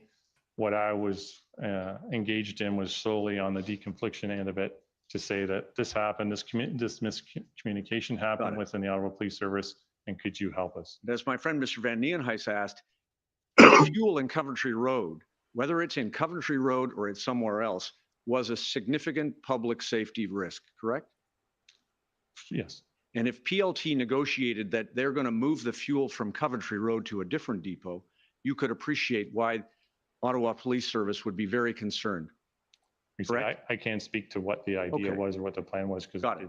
So you would not, you're not telling the commissioner that you're second guessing the operational decision to seize fuel if that was a public safety risk, correct? Correct, because our teams were intended to integrate and they didn't report to Understood. me. Thank you. And then Windsor. The information that was available to OPP was not sufficient to allow it to avoid the blockade at Windsor. I was not involved in any of the Windsor. I would not have any information on Understood. Windsor or our plans in Windsor. And resources have to be allocated among the OPP detachments across the province so that when we saw the note from your colleague in Windsor about whether Windsor was a priority over Ottawa, that's a decision that has to be made at the level of the OPP resource allocation, correct? Right. In a province the size of Ontario, there's various priorities that have to be decided on how we staff them. And as to the Emergencies Act, the OPP PLT notes to protesters included and relied upon terms under the Emergencies Act, right? I believe that's what we saw, yes. Understood. Thank you, Commissioner. That was a failure of an Thank attempt you. to railroad Next, this guy. I'd like to call just on didn't work. the City of Ottawa. But I was screen recording there, John, so I can get some stuff to you after. I have no time to edit. Yeah, I'll send you some clips after. Good morning, Superintendent. I still have a name's 28 Ann Tardif. video I represent the city of to Ottawa. edit. Morning. So I'd like to take you first to your notes. I know you have them in front of you, and I've I'll give you also- the date, but I'm going to give the number so that everyone else can follow along. Certainly. It's OPP 50774. And I'm going to go to the date at February 3rd, Superintendent. Yes. And it's page 19. Oh, of she's that toasted document, Madam too. Clerk. She's not Do you see happy. the date there at the top of the page? Yes, 30 February. The city council? Correct. And I'd like to go to the before last entry on that page, Madam Clerk. So just scrolling down a little bit. All business. We haven't seen this Perfect. So do you counselor see the before entry either. there, Superintendent? These are the I think 18. it's 1752. It could be 1952. I'm not sure the time. They've matters, salvaged but nothing. Do you see that entry? I do. Okay, and it says Superintendent Alakas, FSB, and that note. And it's actually the last sentence, I suppose it is, of that entry that I want to draw your attention to. It says no real plan for them and no meaningful dialogue with truckers occurring. So first, is this something that you're reporting to Superintendent Alakas, or is he reporting it to you? And I'll correct you quickly. My grade 4 teacher would still not be happy with me. My penmanship is not the best. This is no real plan forthcoming. Forthcoming. Okay, it's the second part that I want to talk about, the no meaningful dialogue with truckers occurring. Do you see that? Yes, that's coming from Superintendent Alakas. to Okay. me. And this is with respect to the Ottawa situation. Correct. So by February 3rd, we don't have any meaningful dialogue with truckers occurring. And you described the events of February 6th yesterday and again this morning, correct? Yes, PLT went into Coventry to negotiate the removal of gasoline, yes. That's fine. and Superintendent Patterson used the opportunity to seize the fuel and charge some of the protesters. Is that correct? Correct. And PLT felt they had lost all the goodwill they were able to reach with some of the convoy organizers. That's what was communicated to me, yes. And were you aware that 2 days later, on February 8th, Ottawa Police asked the city manager, City of Ottawa manager, to meet with protesters? I was not aware of that. And we've heard that police felt they didn't have anything to lose by facilitating a meeting, and it would be a win to gain trust with truckers. They could use it as a bargaining chip to move trucks. Were you aware of that at the time? I was not aware of that, no. We've heard as well that the city negotiated an agreement to remove trucks from the residential neighborhoods in the dates that followed. Were you aware of that at the time? Not at the time. I can indicate that I received messaging from our PLT members to indicate that they were frustrated by the involvement of municipal leaders and how it was impacting their work, but I was not aware of the exact times these were occurring. Well, and I guess that's what I'm getting at, Superintendent, because that's reflected in your witness summary, which has been filed into evidence. And so at the time that you received those concerns from your PLT officers, I take it you were not aware that the city had spoken with protesters at the request of police. Right. Outside of what may have been reported in public media, I wasn't aware what was happening. Okay. And you were not aware that a senior OPS officer had been at the table to negotiate the logistics of how and where the trucks would move? Yeah, I would not have been involved in that or aware of that. And just given in your, you've referenced it already, but in your witness summary, you indicate that your PLT officers were frustrated because they were hearing from protesters that they had met with the mayor and that they wanted to continue to meet with the mayor. That's what you were hearing on the 15th of February. That's correct. And the evidence this commission has heard is that the protesters, in fact, never met with Mayor Watson. I take it you're aware of that now. No, now I'm aware, yes. Okay. I want to switch tracks a little bit Mayor Watson never met with the and protesters. talk about Superintendent Early's notes. Now, it's Dana, I'm assuming it's Dana Early is a she, is that fair? That's correct. Just want to check. Thank you. And so Superintendent Early was in Windsor during the Ambassador Bridge blockade. She was essentially performing my role, but in Windsor. Fair enough. And so I take it that if you did have a conversation with her, it's going to be about resources. I mean, that's really the only reason for you to speak to Superintendent Early during the events of February 2022. Fair? Fair. Okay. Now, when you were asked yesterday initially, you did not believe that you had spoken to Superintendent Early at that time. You recall saying that? Yeah, I didn't have an independent recollection of that conversation, no. Fair enough. And to be fair to you, we've seen that there's no mention of it in your notes except for the words Dana Early / on February 10th, correct? Correct. And you were then taken to Superintendent Early's notes of that call. And I will ask that they be put up on the screen. It is OPP 404543.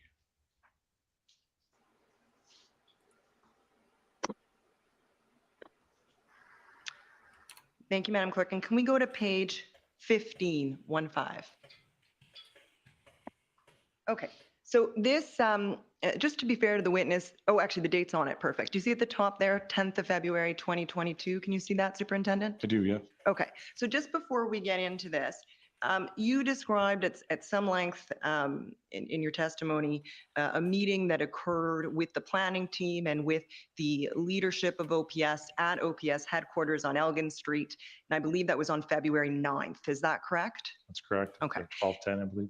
Pardon me? I believe it started at 12:10. Okay, we've got the same meeting in mind. So that's the day before February 10th, obviously. Okay. Correct. So you explained during that meeting, I'm not going to take you back through all of it. You've explained it in some detail. It's in your witness summary, which has now been filed. But at some point, as I understand it, Superintendent Phil Liu of the RCMP tells then Chief Slowly to pump the brakes on the enforcement plan. Is that fair? It's fair. And he says that he thinks he can get 400 POU officers to Ottawa in a week's time. And sorry, incorrect. I believe it was Staff Sergeant or Sergeant Darwin Tetro who was saying that, Pardon me. not to Phil Liu. The statement is what you, as you claim, but I believe it was made by Darwin Tetro, not Phil Liu. And is Staff Tartan Tetro also with the RCMP? He is, and Okay. he has a public order component in his work. Perfect. So we've got an RCMP officer advising that they RCMP? think they can get 400 POU officers in Ottawa in about a week's time, right? That's correct. Yeah. So if we're at February 9th, that means they think they can get their 400 POU officers in Ottawa on or about February 16th. Fair? That's fair. Okay. And I think we've heard at length that a number greater than that was actually needed in order to bring the convoy to an end, right? Oh, certainly, and I Yeah. believe Staff Sergeant Tetro believed that as well. He just indicated, let's start there, and then we'll work with our public order partners across the country to try to gather more. Fair enough. So the 400 was a start. Yes. Now, if we can scroll down here till 10:21, that's the first indication of the call. Do you see that call? I can't tell if that's to or from. It looks like from, not much turns on it. Craig Abrams to confirm resources, and that's consistent with what you've told us. Any call with Superintendent Early really would have been to focus on resources, right? Yes. And then Ottawa has been sending resource sheets. Is that sheets? Sheets, yeah. To EOC. That's the Emergency Operations Center of the OPP. Based in Aurelia. We Based use in that Aurelia. term a lot. So every region has an emergency operations center. So in this case, she's talking about Aurelia because we were both using Aurelia to help facilitate logistics to obtain resources for both our operations. That's right. So you've gotten exactly where I wanted to get at. This is the same place that you both are writing to get resources, right? Correct. Okay. And then 10:23, and actually before I get here, I think I heard you say that you believe that Superintendent Early had a scribe. Is that right? Yes, I thought, I would assume she did, but, Okay. And so you believe that these are notes taken by her scribe? and that I have no confirmation of that. Okay. Assuming it was, but I could be mistaken. Okay. That's fine. So at 10:23, advised Abrams, Windsor is priority according to deputy. Do you see that? I do.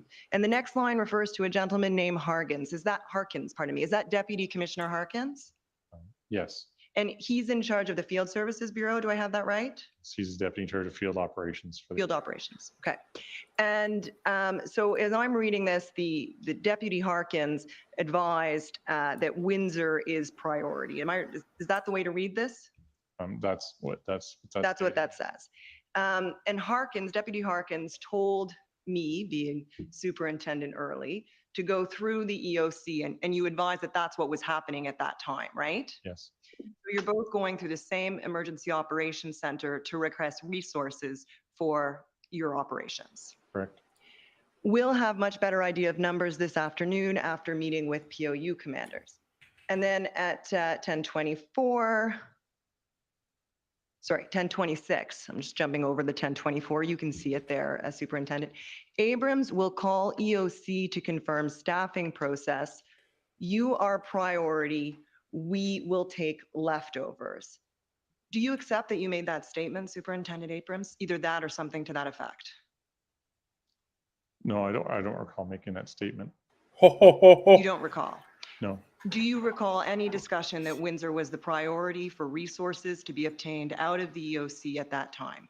No, I don't recall. Because on that day, literally that day, the 10th, I spoke with Chief Pardy and we made resource requests, and an extra 120 officers were coming to Ottawa. POU, by the Public Monday. Order Unit. So Basically, the that's why guys I'm who line up confused in a by line the- and the, Riot kettle police. people. to talk Riot about police, resource effectively. allocations, because Effective. I asked. Yeah, good word. and That's we what they are, riot required police. Another Public order. 120, and it was approved. And it just obviously to get people across the We province. will into beat Ottawa be was public back into order. We plan to have an extra 120 officers in Ottawa by that Monday. Okay.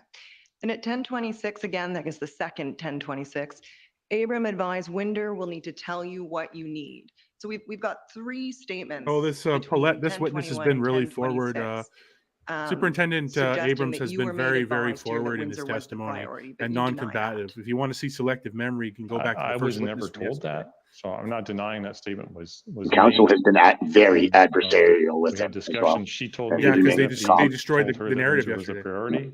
He's So remained I'm- calm, he's remained respectful, you're and he's telling been me telling that the truth deputy as he told knows you it. Windsor's the priority, then okay.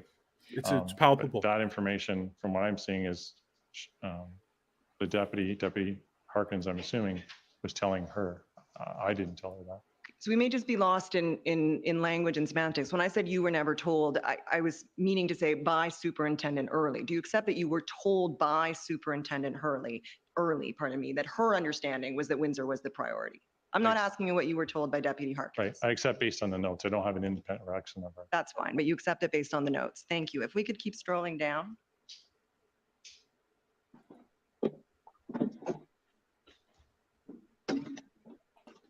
Okay. So I'm looking at the second 1028 note. And you were taken to this in fairness to you, Superintendent, yesterday. Do you see Ottawa is just trucks on side streets? You see that note there? Yes. And I think you said yesterday that you also did not have an independent recollection of this call, correct? I really don't. I'm trying, but so many calls over so many weeks, I can't say that I recall this one specifically.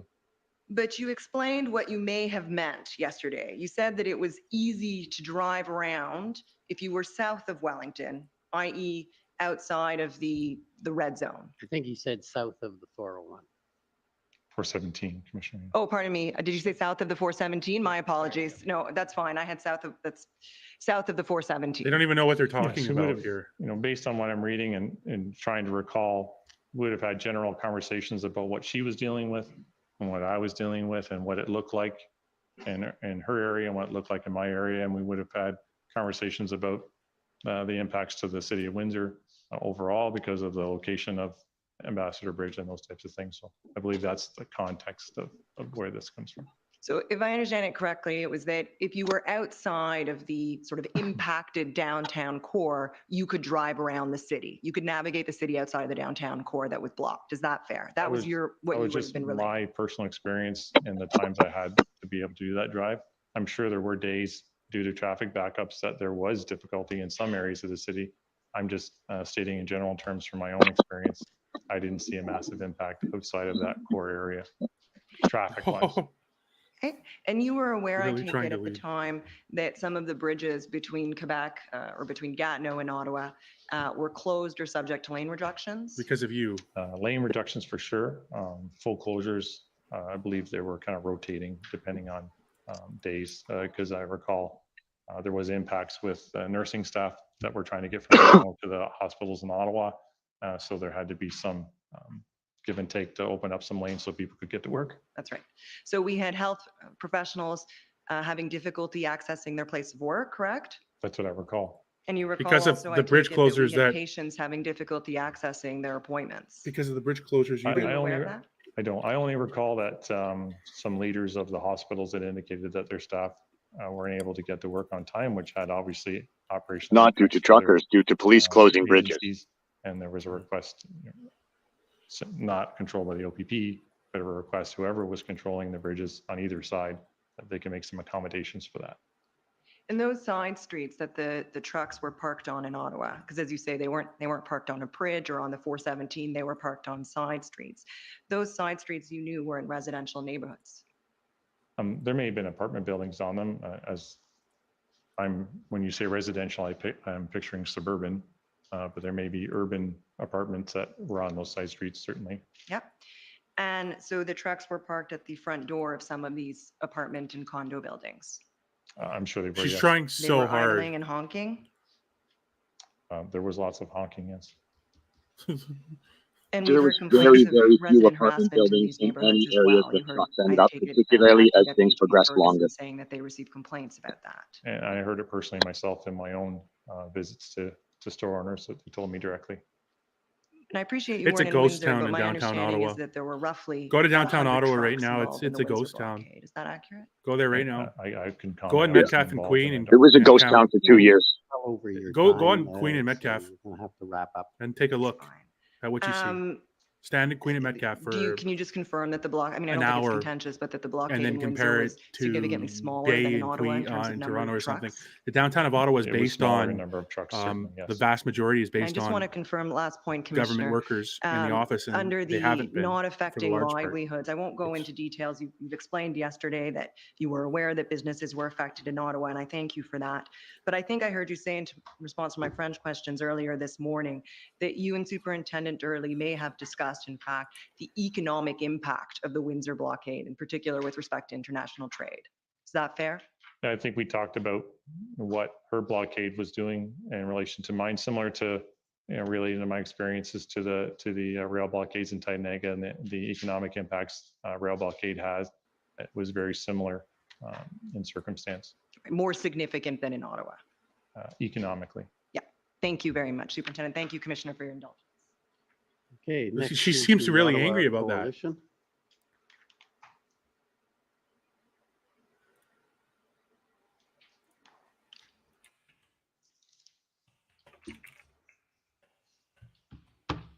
And I think it's an objective fact as well that the Ambassador Bridge blockade was significantly more Good impactful morning, than the downtown Superintendent Ottawa Abrams. Thank blockade you on so much for coming to economics. Ottawa and answering these questions for all of us here. My name is Paul Champ. I'm legal counsel for the Ottawa Coalition of Residents and Businesses from downtown Ottawa.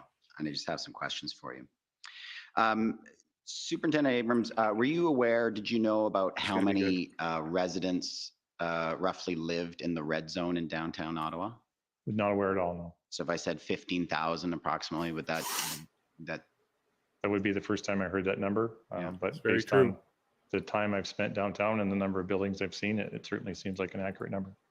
And so when you were making decisions or being involved in the operations, the police operations in Ottawa, you were aware, we're talking about thousands of people who are being impacted by these convoy protests in downtown Ottawa. Thanks for calling it a protest, Certainly, and when it came to that, Paul. I mean, Thank you so much.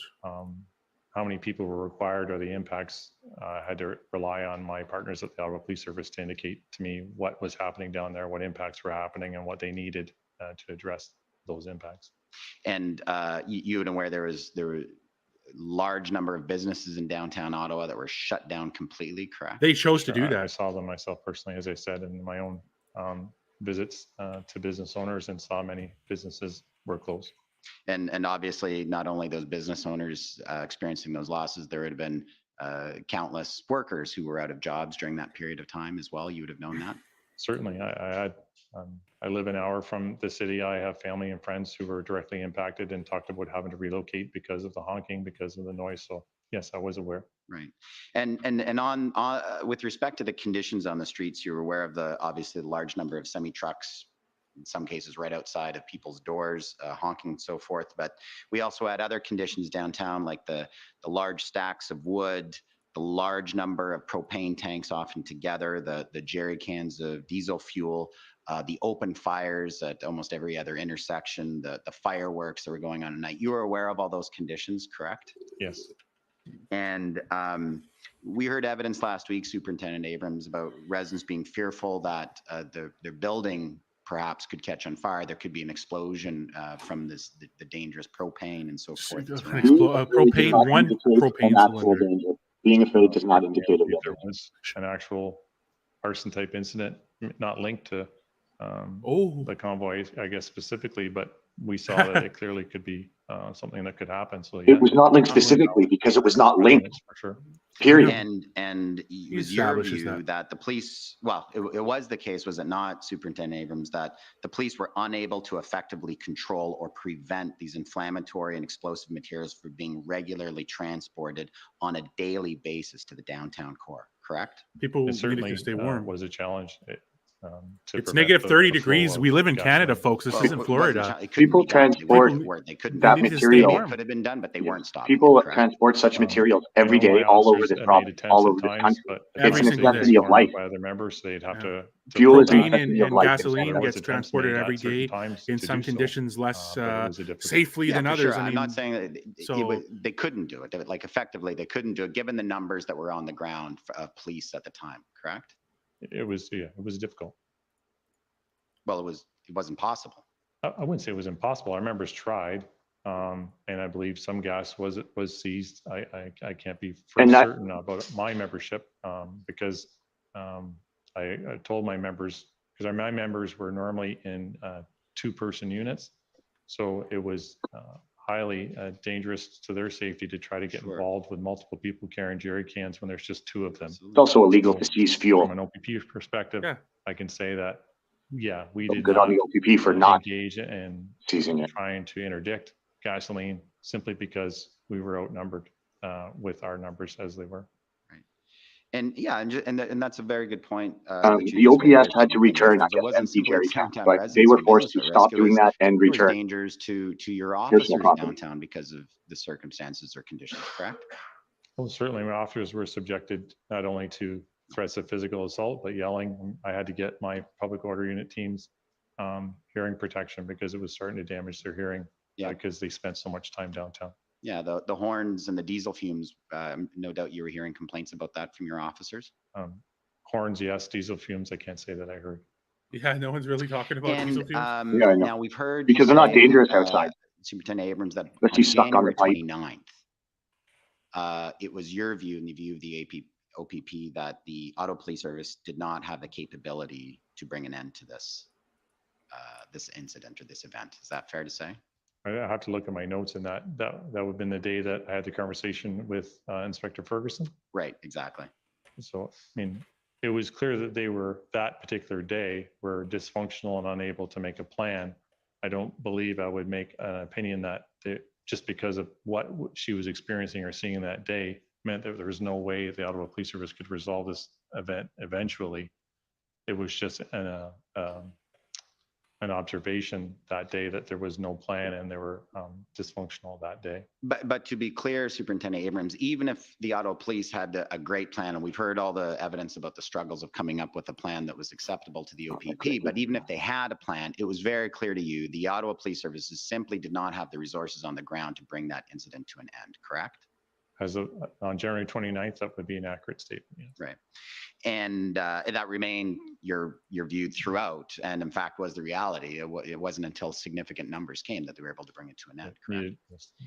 And it's my understanding, Superintendent Abrams, that you had a conversation on January 31st with Deputy Chief Bell, where he indicated to you the Auto Police Service at that time was looking at a 4-week sustainability plan. Do you recall that? Do you recall that?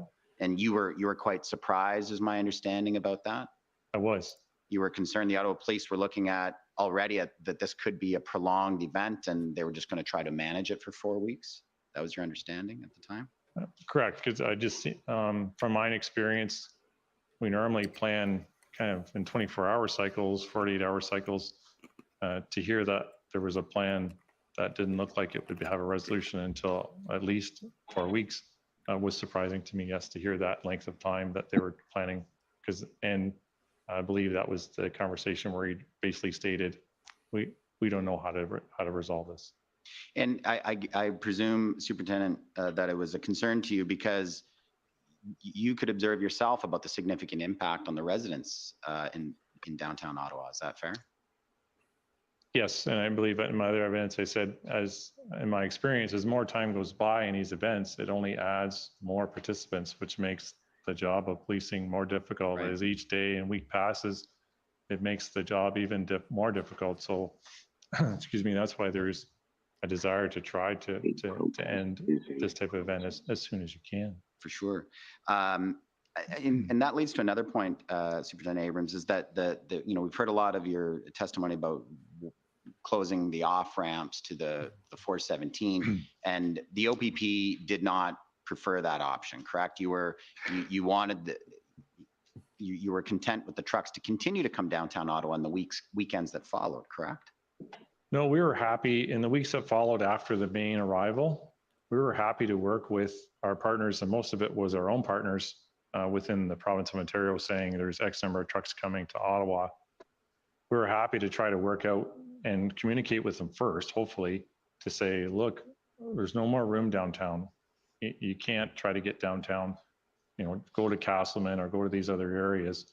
We would try to do those communications with those operators first. So the PLTs. Yes. Yeah. If we weren't successful, yes, Ottawa Police would say, OPP, can you close this ramp or this ramp, because there's just no capability to accept those vehicles. It's going to cause traffic chaos. So can we try to get them to go to this ramp? So the only way to get them to that ramp would be to close other ones. So we would do that, off and on, but we certainly weren't supportive of just a total block 24/7 of. So strategically closing ramps I to understand what funnel you're telling people us, to certain Superintendent areas. Abrams, is that the OPP worked with the Ottawa Police to try to identify the best routes for the trucks to get downtown if they were going to indeed come downtown. Is that right?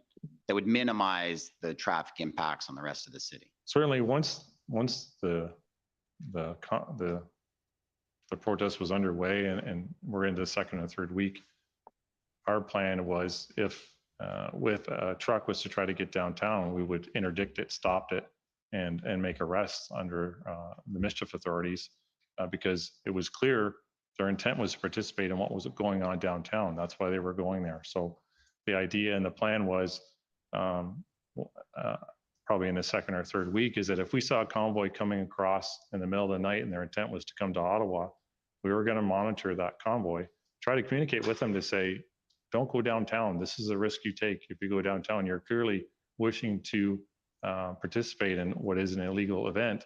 And if you get off at an off ramp and intend to head downtown, an illegal event is that's a reach. But that was just the last 4 or 5 days when the operation was being rolled out to bring the event to an end, correct? Just prior to, that's correct. Yeah. So I just didn't want to make a blanket statement that we were going to facilitate the arrival of trucks through this whole event. No, at some point, we were not going to facilitate trucks heading into the downtown core. Yeah, but that was around February 16th or 17th. You stopped doing that. On the weekends of 5th and 6th and the 12th, there were big signs on the Highway 417 saying convoy truckers this way, correct? That's correct. I just wanted to make sure your initial statement was it kind of made it seem that we were going to allow as trucks those truckers have a right to drive on Canadian highways. I'm not sure if you appreciate how the residents of downtown Ottawa felt when they saw the Ontario Provincial Police putting up big signs saying convoy truckers this way, apparently rolling out a welcome mat to them downtown. Did you appreciate how the people in downtown Ottawa would have felt at that time?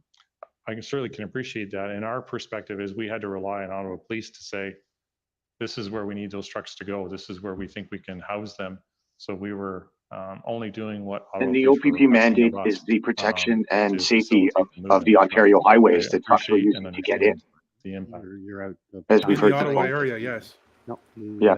And then they were to be handed off to OPS. Over time. They're having a time argument. I believe my notes had 15. Can I ask one more question there, Commissioner? Better make it good. Superintendent Abrams, you've told us that you reported up to Commissioner Craig and Deputy Commissioner Harkins about your observations of your concerns with downtown Ottawa, with the Ottawa Police and how they were effectively doing that. You would have assumed that they would have reported that up to the Solicitor General? No, because I'm not familiar with what type of communication the Commissioner has with Solicitor General, whether he reports those things to them or not. I'm not aware of that. Okay, but given your observations of the challenges, the significant challenge the Ottawa Police Service were having to respond to this event, both based on the problems you were seeing at senior command, as well as just the bare resources, Did you consider, or do you know of anyone in the OPP ever considered reporting this either to the Ontario Civilian Police Commission or perhaps to the Ottawa Police Services Board? So some type of effective action perhaps could have been taken by others to direct or guide the Ottawa Police Service towards a more effective response. I was never involved in any conversations like you would suggest. Was that ever considered? Were you aware of that if that was ever I considered? wasn't aware if that was ever considered, no. Thank you. Okay, thank you. Next, call on the province of Saskatchewan. Province of Saskatchewan. The hell? The province of Saskatchewan. This is First new. time we've heard their councillor. Good morning. Can I be heard in Ottawa? Yes. Roger that. Thank you, Commissioner. My name is Mike Morris, and I'm counsel for the government of Saskatchewan. Good morning, sir. Good morning, sir. We have about 5 minutes, give or take, today, so it won't be too long. I have some fairly straightforward questions for you, I think. Sir, will you agree with me that OPP officers have authority to enforce the criminal code and provincial offenses, including under the Highway Traffic Act? They do have that authority, yes.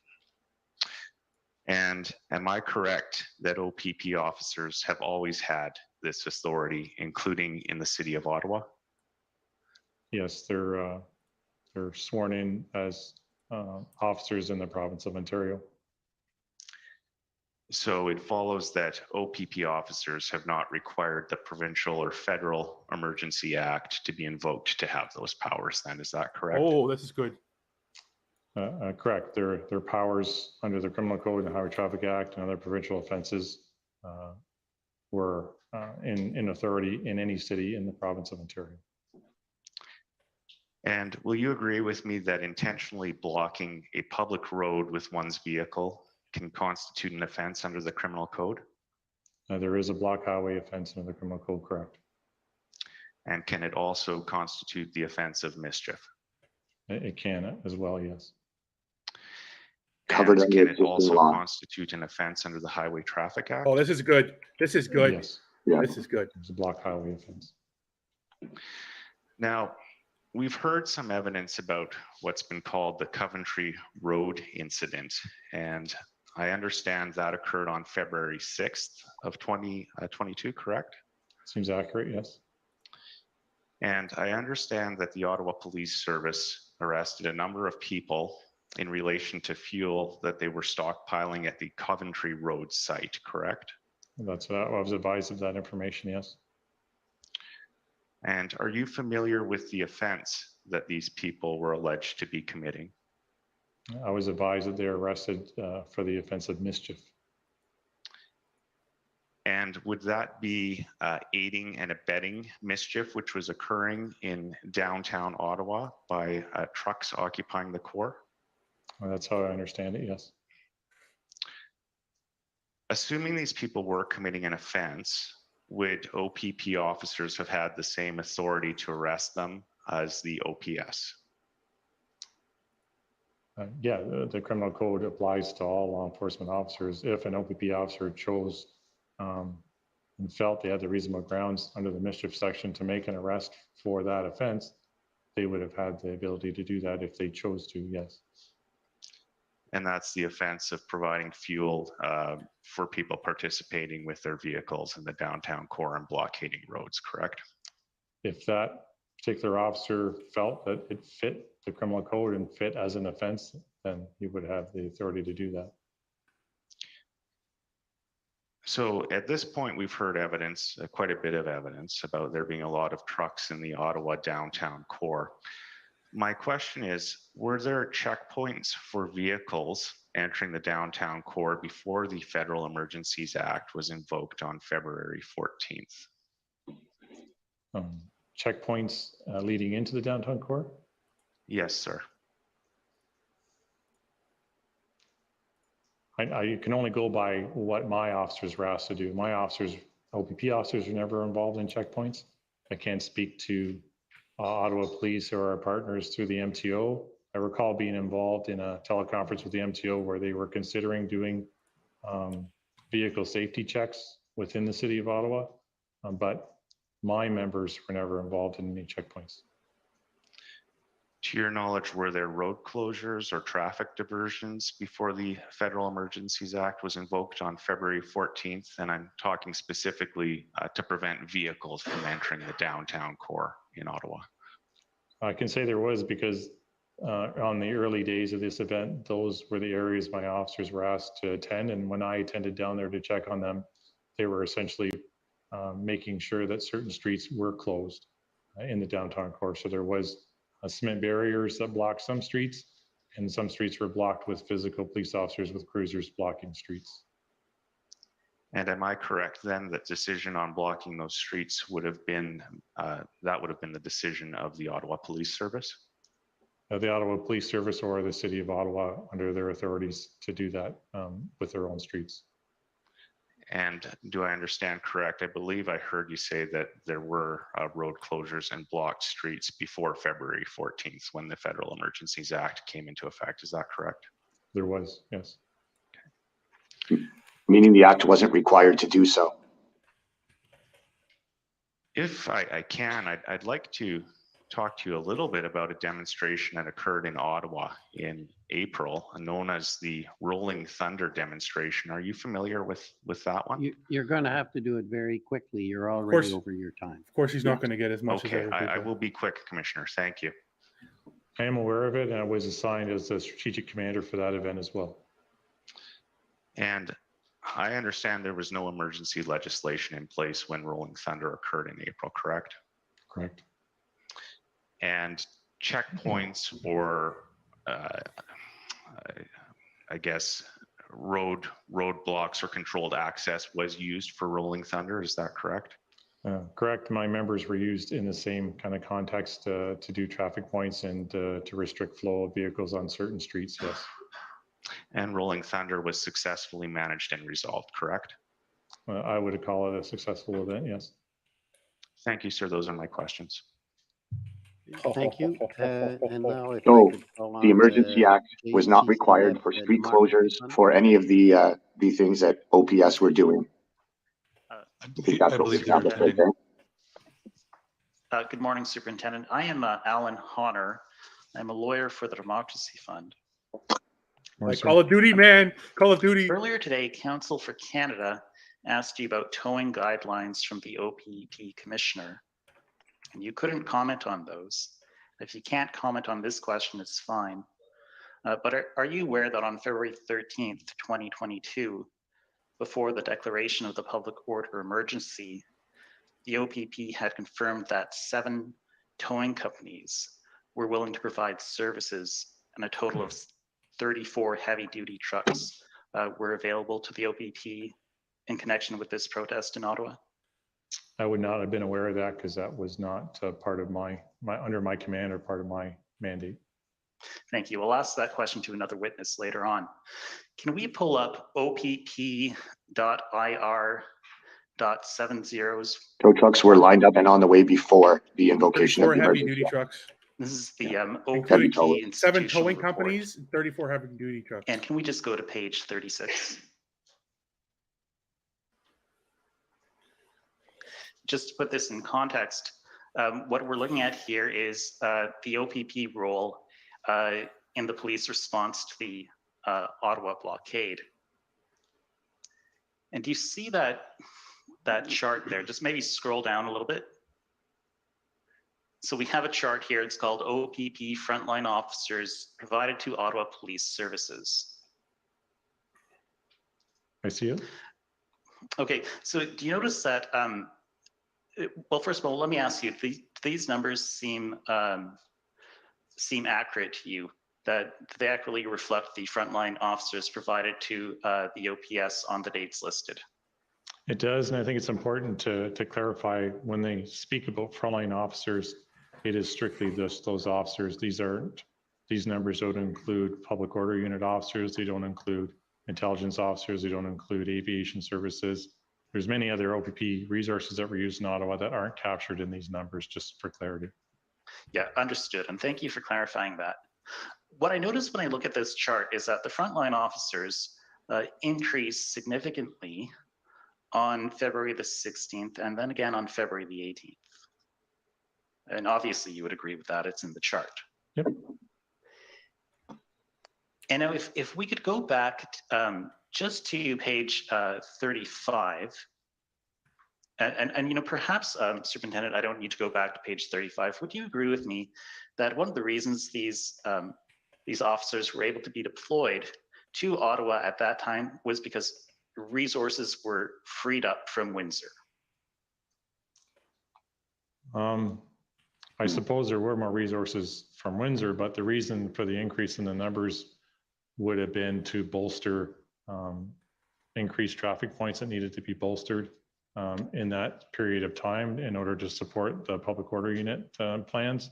So I can't say that the increase that you see on the chart is directly connected to the successful conclusion of Windsor.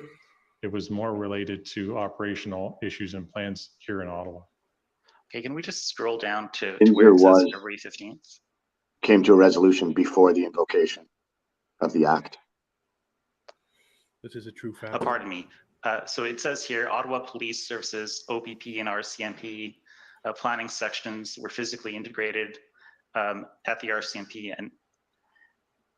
And then later on in the next paragraph, following the reopening of the Ambassador Bridge, 400 additional OPP members were rapidly deployed from across the province. So some of those went to Ottawa and some went elsewhere, I suppose.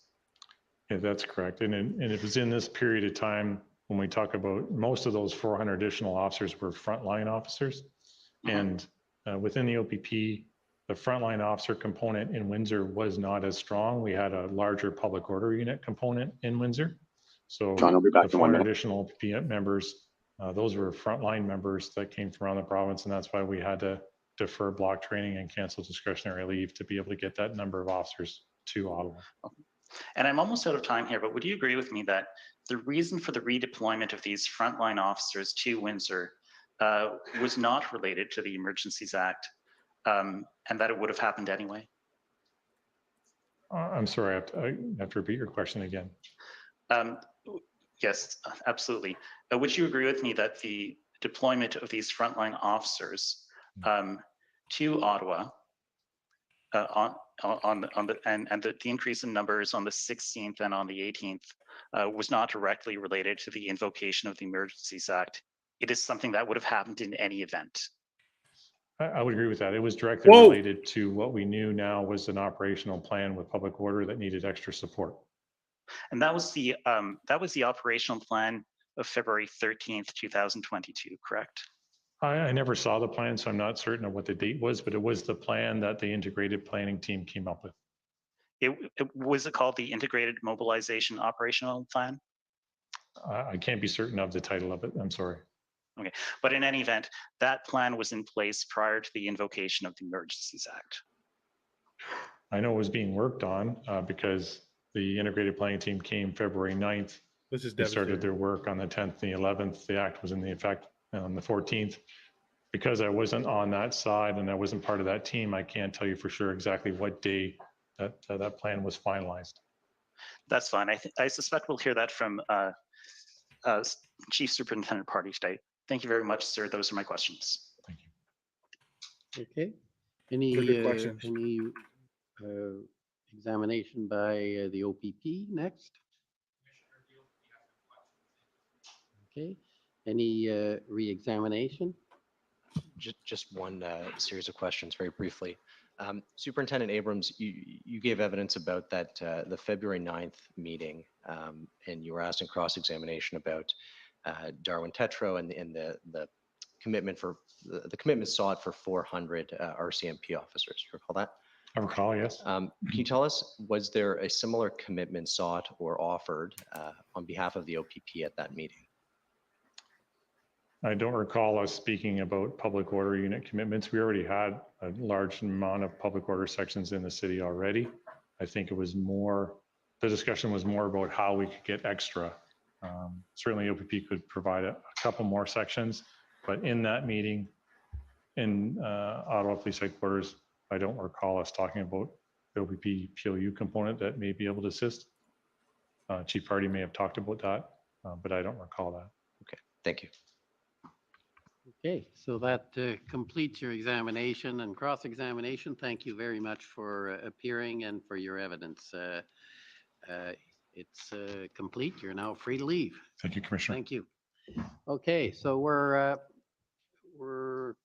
I think at the time where everybody's entitled to a break.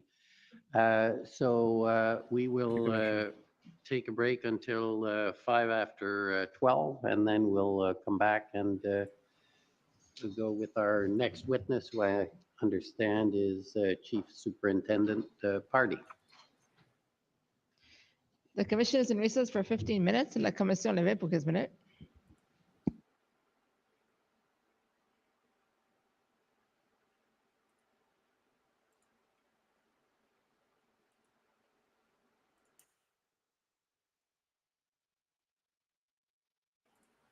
Okay, everyone, thanks for joining in so far.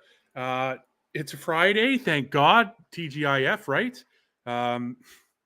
We've heard a lot of interesting testimony today. Let's summarize some of it. Oh, man. This is more notes than I thought I took. Okay, wait, something's not adding up here. Yeah, I took more notes than I thought I did. Okay, let's summarize them. So, multiple high-ranking OPP thought former OPS Chief Slowly's demands were unreasonable. Barricades, well, maybe that's not the correct word. Barricades on every street corner. Barricades on every street at the beginning of convoy arrival. A cop on every corner. Lack of use of PLT, etc. Craig Abrams and convoy weird console. Craig Abrams and GOC hair lawyer.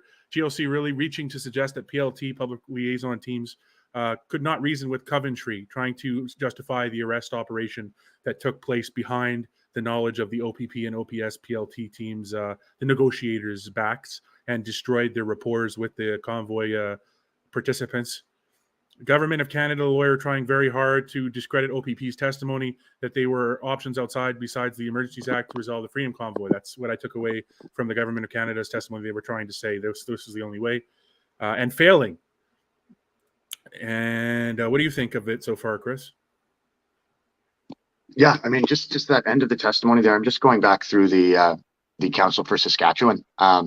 Sounded like they made the point that the Ottawa Police were able to close roads, to take action, and same with the OPP members. If they saw something they could that constituted an illegal act, they all had authority to act without the need for the invocation of the Emergencies Act. It was already under their they had jurisdiction to act.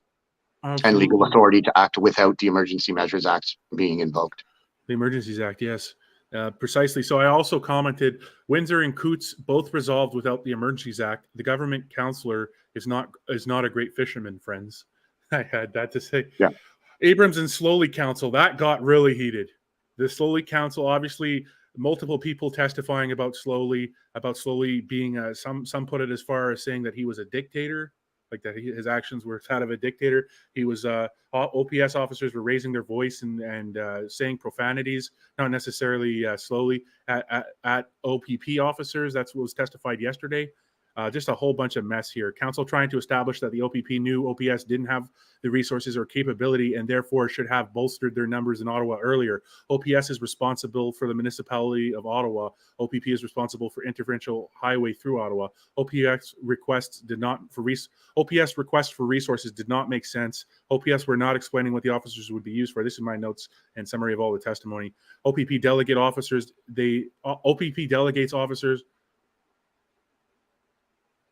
Right. OPP had difficulty delegating, make that officers. They didn't know what they would be doing, and that was a problem that Abrams raised yesterday. They needed to know what the police would be used for because they needed to know who to send.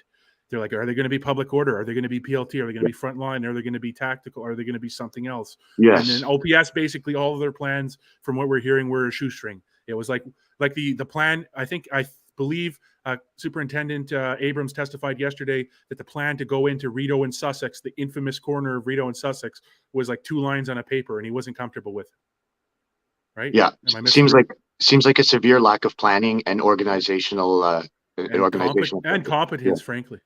Yeah, I'm trying to watch my language, not like these people. But we heard talk of insurrections inside Ottawa Police yesterday.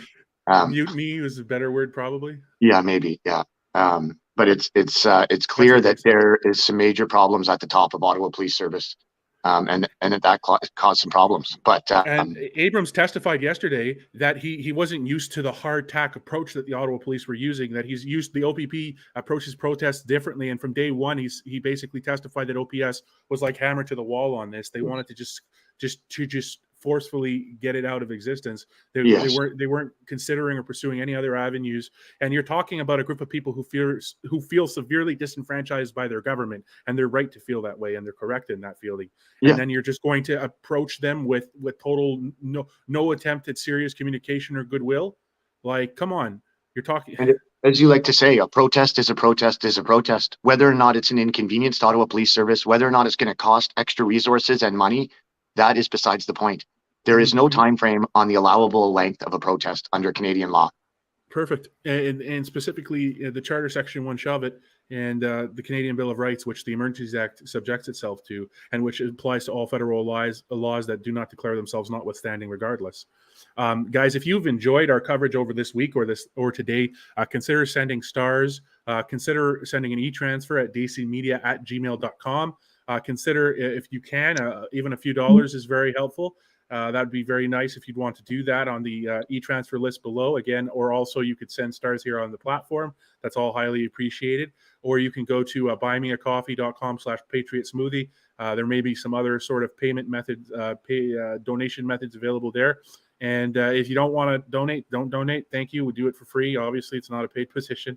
I'm not getting Russian money in the mail. I'm not getting American money in the mail. But you're getting rubles? I got a spam email with Cyrillic script. I thought maybe it was my Russian payout, but turns out it was spam.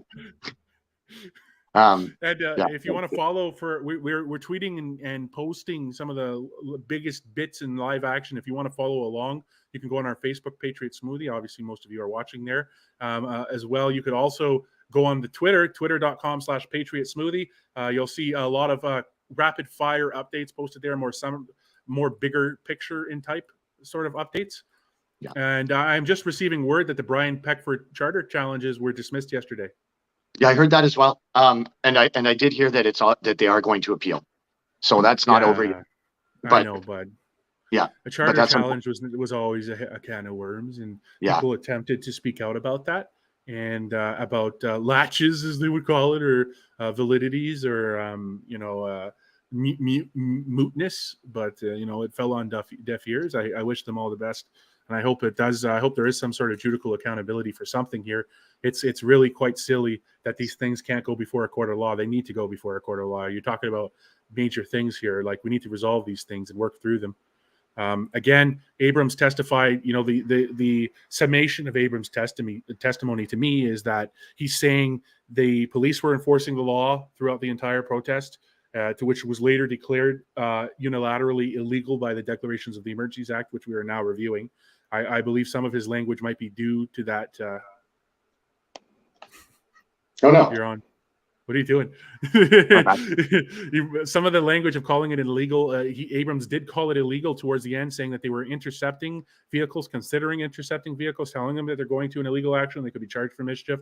Then again, it's important to remember that on February 14th, the government of Canada unilaterally declared the protest illegal through the use of Canada's never-before-used Emergencies Act.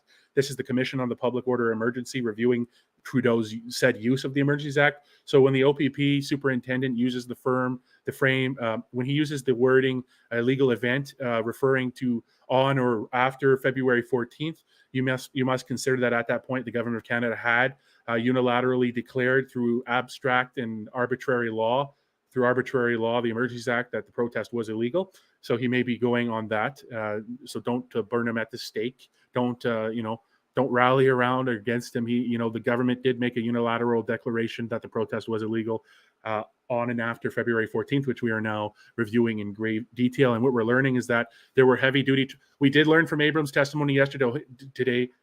Abrams said yesterday that there were heavy duty tow trucks lined up to come to Ottawa. He said that yesterday. He didn't give a number. He agreed to that. That was something he testified yesterday. Today, the Democracy Fund lawyer, our friend, the Call of Duty guy with the Call of Duty headset, he was talking about specific numbers. He said that first of all, the public. So he asked about the operations on 18th and 19th, and the person agreed. and superintendent agreed that it wasn't a direct result or relating to the Emergencies Act. It was related to the public order plan, but he couldn't put a frame on the exact date that public order plan came into play. But what we know, assumedly, according to the Call of Duty guy, the Democracy Fund lawyer, was that plan probably came into existence on or around February 13th, before the invocation of the Emergencies Act, and the resulting police enforcement action on the 18th and 19th was related to that plan, which was before the Emergencies Act. You understand the picture being built here.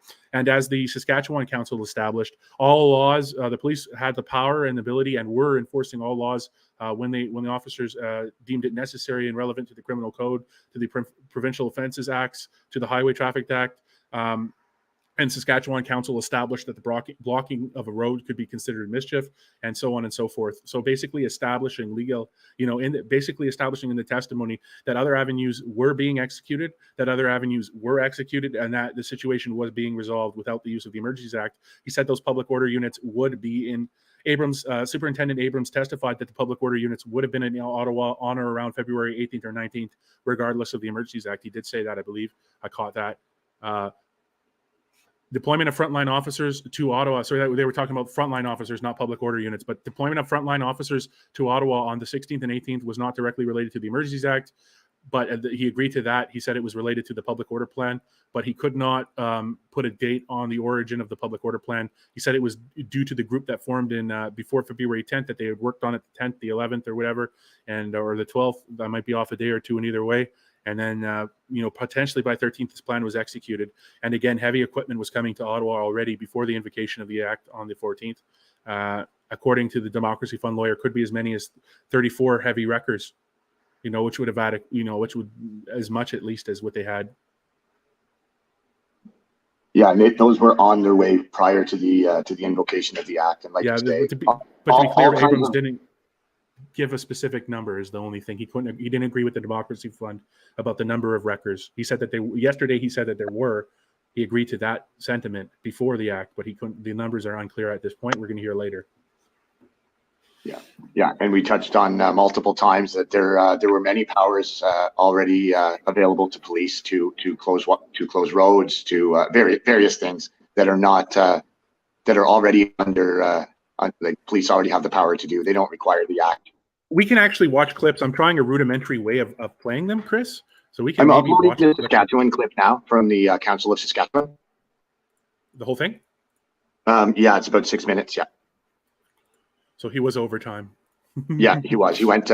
His time allotted was 5 minutes. Very generous for someone who hasn't had a chance to speak at all yet. But yeah, he's about 6 minutes long. With my brief 10-second commentary at the end. I have that too. Or you can see how it'll be uploaded in about a minute here, John. You will find it under the brands tab. Let's try watching this for a second here. Let's put this in here. This in here. Put this in here. That's the spicy meat. You know what? Actually, I just realized is that I need to copy it at a specific time. Oh, I cannot copy it at a specific time. This is irrelevant. Oh, crap. I can clip it.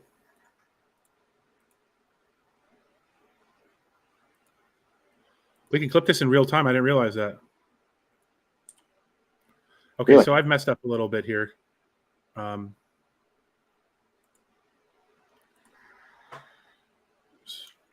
messed up a bit here. Hold on.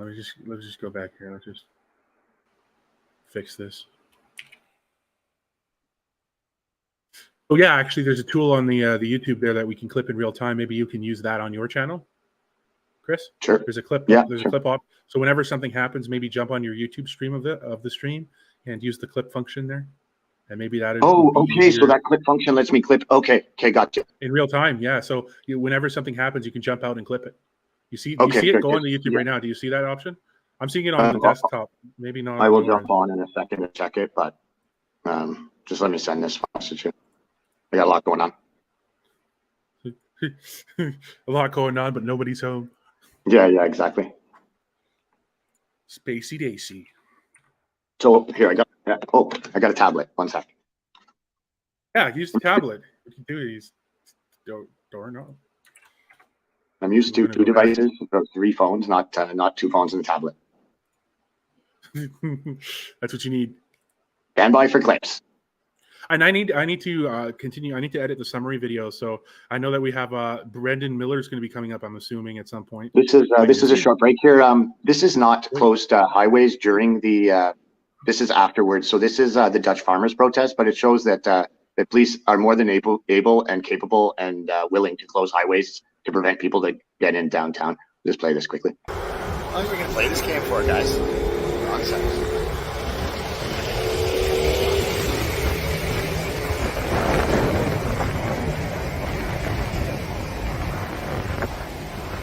No going downtown, eh? How long are we going to play this for? No going downtown in Ottawa. Don't you dare enter Ottawa. Oh, here's the police station. Where's your armored vehicle, guys? Hey, Rangers. Oh, no entering downtown. Hopefully we get to see your armored vehicle parked outside. Elgin Street Police Headquarters here. There you go, jerks. Let the people downtown. Let the people downtown, please. Bronson Avenue, blocked.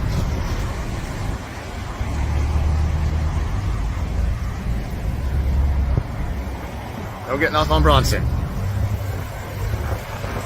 Hey. So finally there's an off-ramp that's open.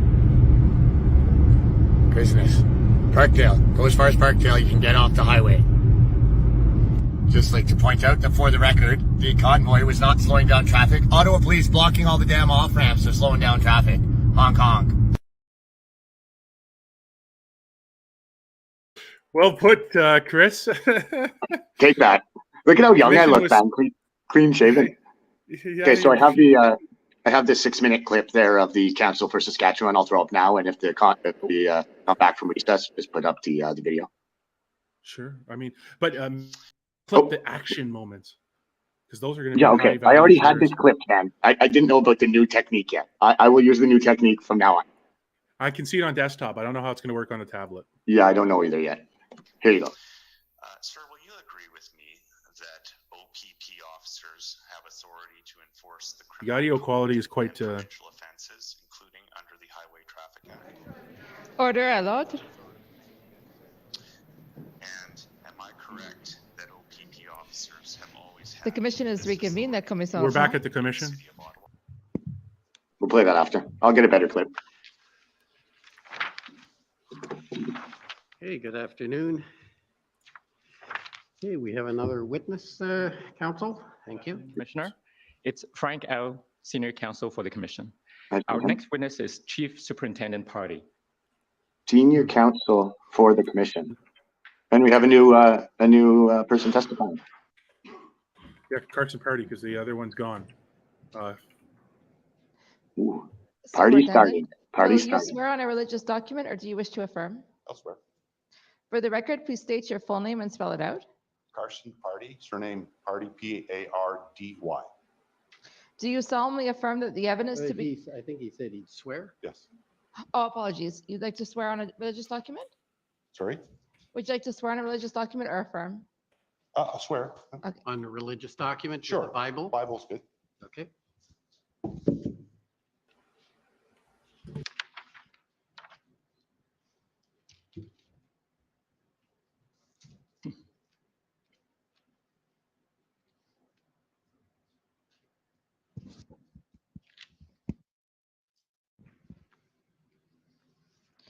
Do you swear that the evidence to be given by you to this commission shall be the truth, the whole truth, and nothing but the truth so help you God? I do. Thank you. Thank you. Good afternoon.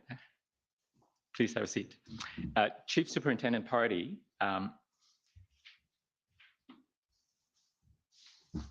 you remember attending an interview, well, actually 2 interviews with me and my commission colleagues in the summer? I do, sir. And after the interviews, we provided you with an interview summary. You did? May I call up the document number WTS 6033? So Chief Pardy, this is the summary that we've sent you for review. It was the version of it, yes. Right. This is the version that you approved. Correct. And do you adopt its content in its Yes. entirety?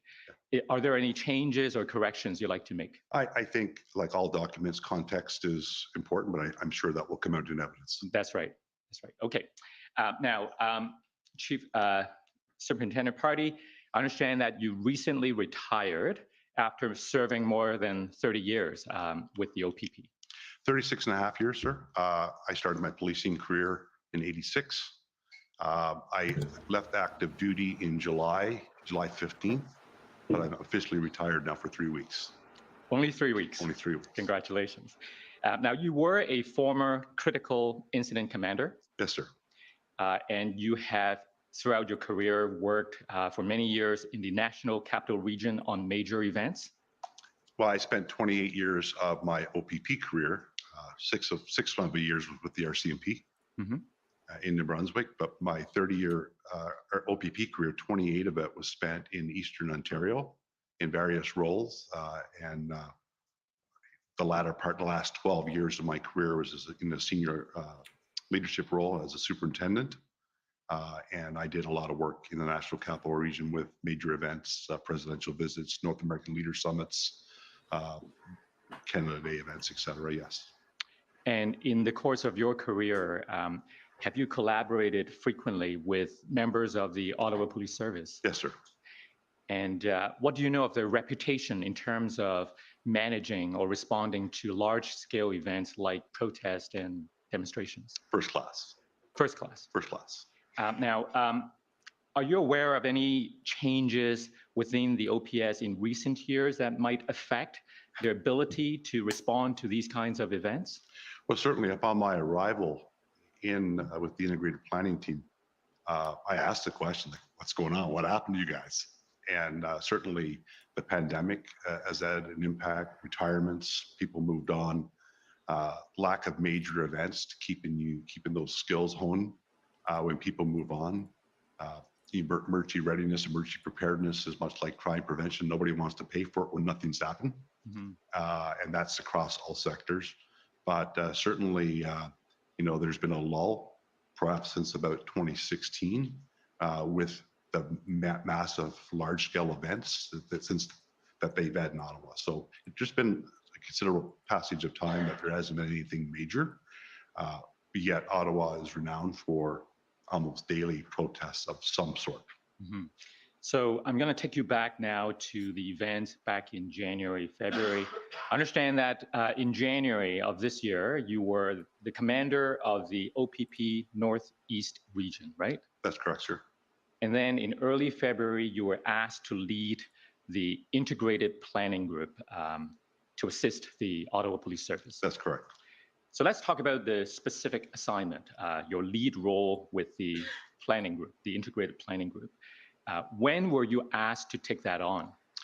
It was the evening of February 7th. I received a telephone call from my supervisor, who is Deputy Commissioner Chris Harkins, asking advising that they were putting together a team to go to Ottawa to assist Ottawa, and asked if I would be interested in leading that team.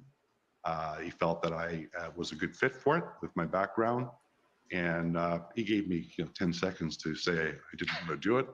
I accepted the assignment, and that very night packed a bag and headed to Aurelia for a briefing the following morning. And the following morning, what time was the briefing? I believe it was about 9 a.m. In the commissioner's office. Who attended? Commissioner Creek was there, Deputy Commissioner Harkins, Superintendent Mike McDonnell was present. Superintendent Craig Abrams was on video link. I believe perhaps the commissioner's executive officer may have been present as well, but I don't particularly recall. Right, and we've just this morning heard from Superintendent Abrams. Now, could we call up the witness will say number OPP 50792, please? Now, Chief Pardy, we have, the commission has received a will say. It's going to be shown on the screen. I just wanted to ask you, do you recall when this will say was first prepared? Well, it was started while I was still in Ottawa. When in Ottawa? During the month of February. My supervisor, Deputy Commissioner Arkins, had suggested that, you know, start putting my mind to developing or preparing a will state for the events leading up to and to the conclusion in Ottawa. I started it with high intentions of catching up and keeping it live, but within a few hours, my schedule was overtaken, and so I had maybe one page done while I was in Ottawa, and I completed it when I went back to my. This would be the regular absolute duties. OPP in charge of the operations in Ottawa complete during it? the protests, I believe. First week of March. Okay. Now, tell us about the nature of your assignment. What was the mandate? Well, the mandate was to provide Ottawa Police support. I was given a broad range to ask for anything I needed. I received from start of the deployment to the conclusion of deployment that type of support from not just my organization, because I was an OPP officer, but leading a team, an integrated team from multiple organizations. So it wasn't just OPP. It wasn't about the OPP, but I was given incredible support to ensure that we got what we needed, understanding the complexities of the events in Ottawa and the evolving events that are happening both provincially and nationally. Right. So a moment ago, you were starting to tell us about this 9 a.m. briefing. Yes. Involving, among others, Commissioner Craig of the OPP.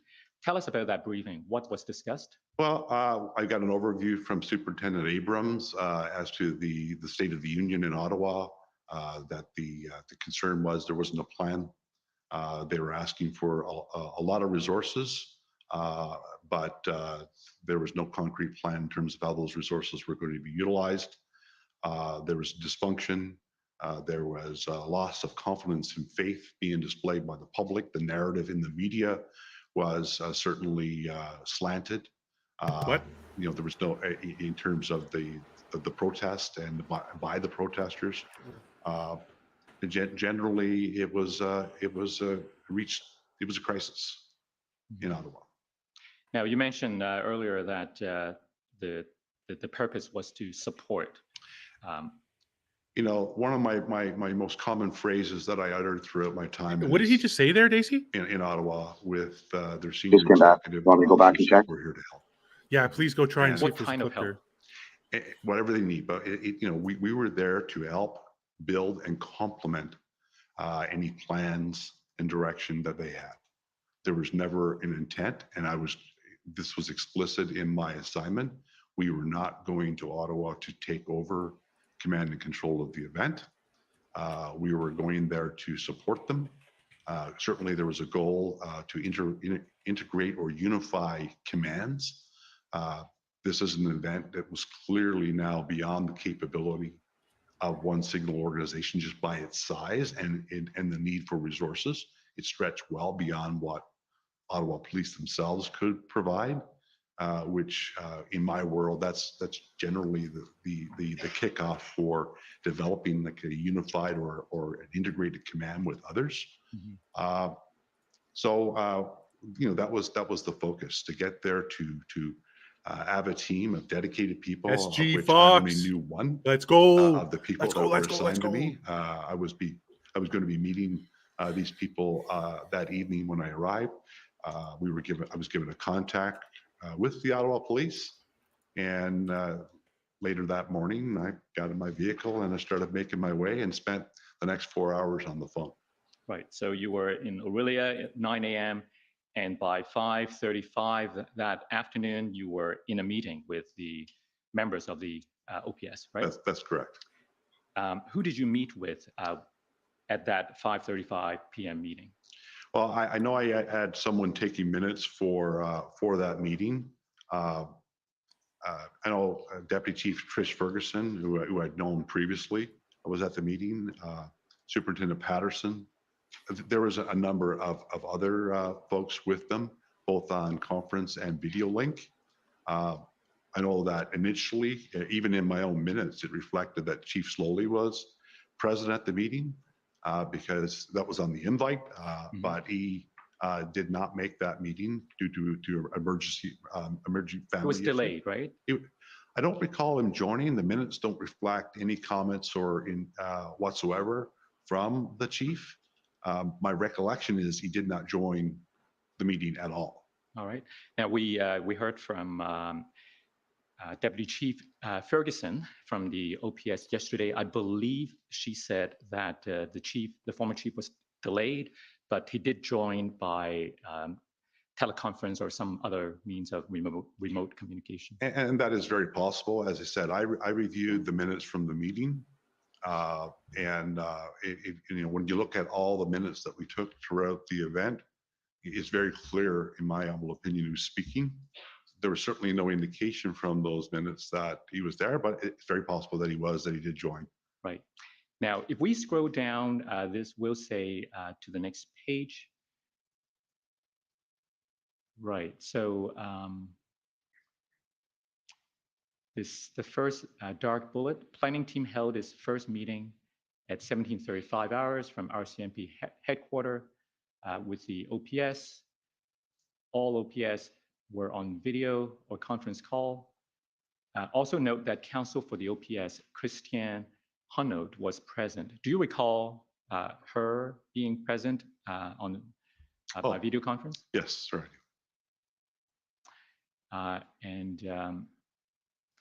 Okay, now let's talk about what was discussed at that meeting. Tell us what happened.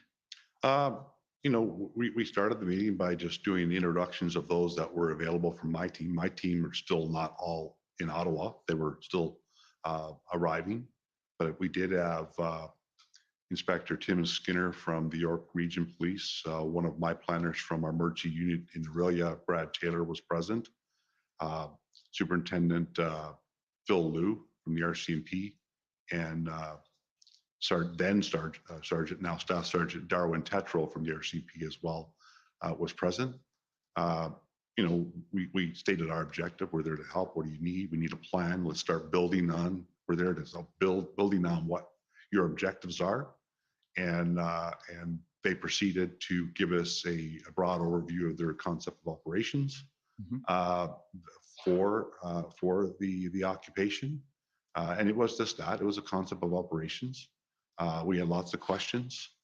We received an update from Superintendent Patterson, and he was the event commander at that time, about things that were on the horizon with some potential arrests and some strategic take-backs, if you will, in the downtown core. Listening intently just to find out. Our goal, start to finish in the meeting, is to learn as much as we possibly could. You can only help when you have a true understanding for what the needs are, and to understand those needs. And we left that meeting with a commitment from Ottawa Police that they would provide the plans to us. We asked for e-versions, whatever version they could get to us would be very helpful, so that we could see what they have on paper in terms of their plan, and then what we would reasonably need to do to complement that plan. Also, it was critical for us to have access to them, the Ottawa Police. We're there to work with them to get through this. So we wanted an established liaison who had the authority to access and provide the information that we would need. Was there any discussion at that meeting about the nature of integration between the OPS and the group that you're bringing? It was raised by me at that meeting if they would consider integration or a unified command, because there's inherent benefits with it. From my experience, just about all of my major events that I've been involved, what we ended up having here in Ottawa with an integrated command has been my experience. Right. Whether it's a presidential visit, You still have the police of jurisdiction who have the lead, or the RCMP because of their IPP responsibilities or internationally protected persons responsibilities under legislation. But when you call on multiple organizations to participate, they bring their command structure, you inject your advice to them, you work as a team. Ultimately, someone is leading that and makes the final call. But as an integrated team, you're all on the same page. You're not working in silos. You're working collectively with the same objectives and goals. Mhm. Let's talk about the members of this team that you were assembling and bringing to Ottawa. It's called Integrated Planning Cell or Integrated Planning Group. They call it that was the assignment, to create this integrated planning cell. We quickly deviated from the word cell and just called it our integrated planning group. Okay. Yes, I was provided with planners from Toronto Police Service, two planners, Sergeant Arlene Duffy and Constable Isabel Etier. Their background and their credentials were impressive in terms of emergency planning. I had Inspector Tim Skinner, who I already mentioned, from York Region Police. His background is in public order maintenance and command and control. Again, a wealth of knowledge. I had Tom Warfield from the Peel Regional Police Service. Tom came to us with a background in case management to ensure that we were capturing to the best that we could in a very kinetic and dynamic environment. So much of the this part of the testimony is the majority of the time with the witness. It's the commission counselor. I believe this is senior commission counselor. And basically what this is a line of very dry and procedural questions to the witness, establishing the timeline of the facts and everything surrounding the facts. And then after the commission has its 2 or 3 or sometimes 3.5, maybe 4 hours with the witness, then the cross-examination of the different interested parties begin. And we'll notice during this cross, it is very during this process, this initial back and forth, if you can call it cross. I don't know what you would call this. Maybe just an interview, basically an interview in the hearing. After this very dry process, sometimes you'll notice that there is some biases snuck in, and that the commission counsel is really trying to very succinctly paint a narrative, in my opinion, very distinctly doing that. We'll see. Actually, there was an objection the other day, or an interruption, where somebody, the Slowly's counsel, asked the commission to be more. I believe it was this exact counselor asked the commission to be more neutral in their line of questioning to the witnesses during this enormous amount of time that they get with them, because they raise so many different things that there's just not adequate time to respond to them all. Back into it. She explained the process of developing a plan, an operational plan. She referred to subject matter experts. So this group of people that you're bringing to Ottawa, are these subject matter experts then in the various areas? Yes, sir. In fact, I would say that I was the only one that wasn't a subject matter expert. All right. I was just brought there to bring this team together and get them working and lead our way through this. Right. Now, we've heard from some witnesses about the importance of operational plans, and I just want your view on what are the components, the key components of a good operational plan? Well, the key components, have the line with your objectives and your goals and that drives your strategies in terms of what that operation is meant to entail. Certainly, you need to have a clear understanding in creating a mission for the event. The mission statement is something that in every event that I've ever been involved in, whether it was a peaceful event or not, is something that is critical that your members, your employees, your officers on the ground, everybody is in line with the mission of the plan. From there, commander's objectives, and then what are we looking to achieve with this plan, and then every single aspect. So if it's a public order issue, you would need the key aspect there is the public order consult, and a good idea. Okay, what is the nature and scope of the event, and what kind of public order plan would we need to inject with it? You need crime, you need victims, you need key things like messaging, communication, logistics is key. In fact, major events from a policing perspective, when we debrief, often sort of are successful or fail on the backs of good, solid logistic support. When you get people there, what are you doing with them? Where are they staying? How are we feeding them? What's their duties? How are they being briefed? That all has to be fleshed out so that when you have people arrive, you have a seamless operation. Right. Now, we've heard references to an overall or overarching plan and sub-plans for specialized areas. So were those what you were trying to describe to us? Absolutely. And I was speaking with people that I had confidence also were on the same page and understood that. Right. And in terms of an overall plan or overarching plan, does that refer to something that takes you from start to finish? Yes, sir. What about contingencies? Well, that's always built into your planning. When you look at public order as an example, it's filled with contingency plans. If this is the intent, if it doesn't work, this is our main action plan or direct action plan, and then there would be an alternate action plan if they have to deviate. And command and control structure, should that be reflected in the plan Absolutely. itself? Why is that important? Again, when you're developing plans for major events, the ultimate goal is to succeed. And in order to succeed, there needs to be, we're police officers, we're creatures of habits. There needs to be clear lines of communication. There needs to be clear command and control. Who is in charge? Who is responsible for this?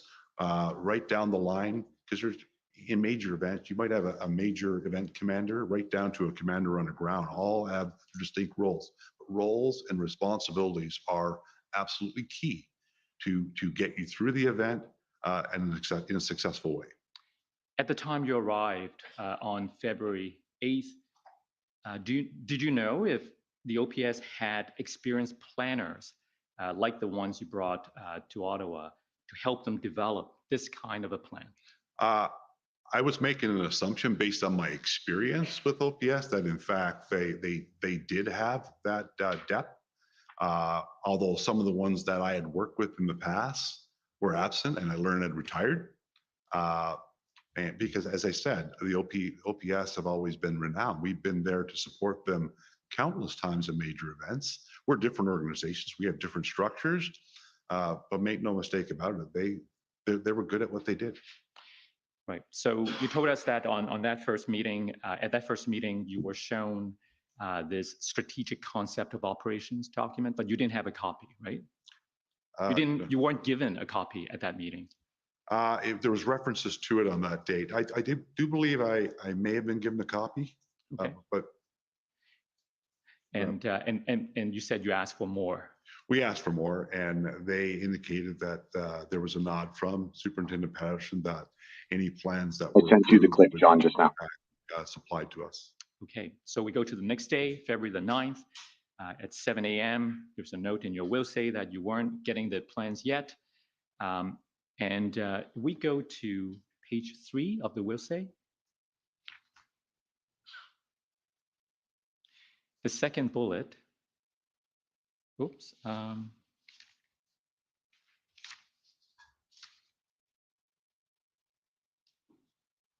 That's right. Maybe scroll down a bit. Is this page 3? Oh, that's right. Sorry, scroll up, please. Okay, the second bullet, discussion after the discussion around injunctions and then stressed we needed to develop a plan. Oh, I'm sorry, I think I'm looking at the wrong page. Okay, I found it now. So go down again, I apologize. After February, the heading February the 9th, do you see the second bullet? Yes. And the last two sentences, I learned that everything had to go to the chief before it could be actioned or released to our team. Now, I just wanted to ask you about that. What did you mean by this?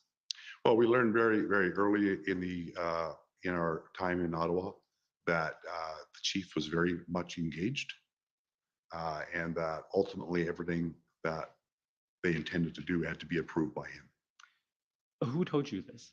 I heard it from just about every OPS employee that I dealt with there in some way, shape, or form. Okay. But it was very clear to me in my dealings with their senior officers, Chris Riem, whose name is there, Rob Drummond, who was at times working with us in different aspects, Chris Ferguson.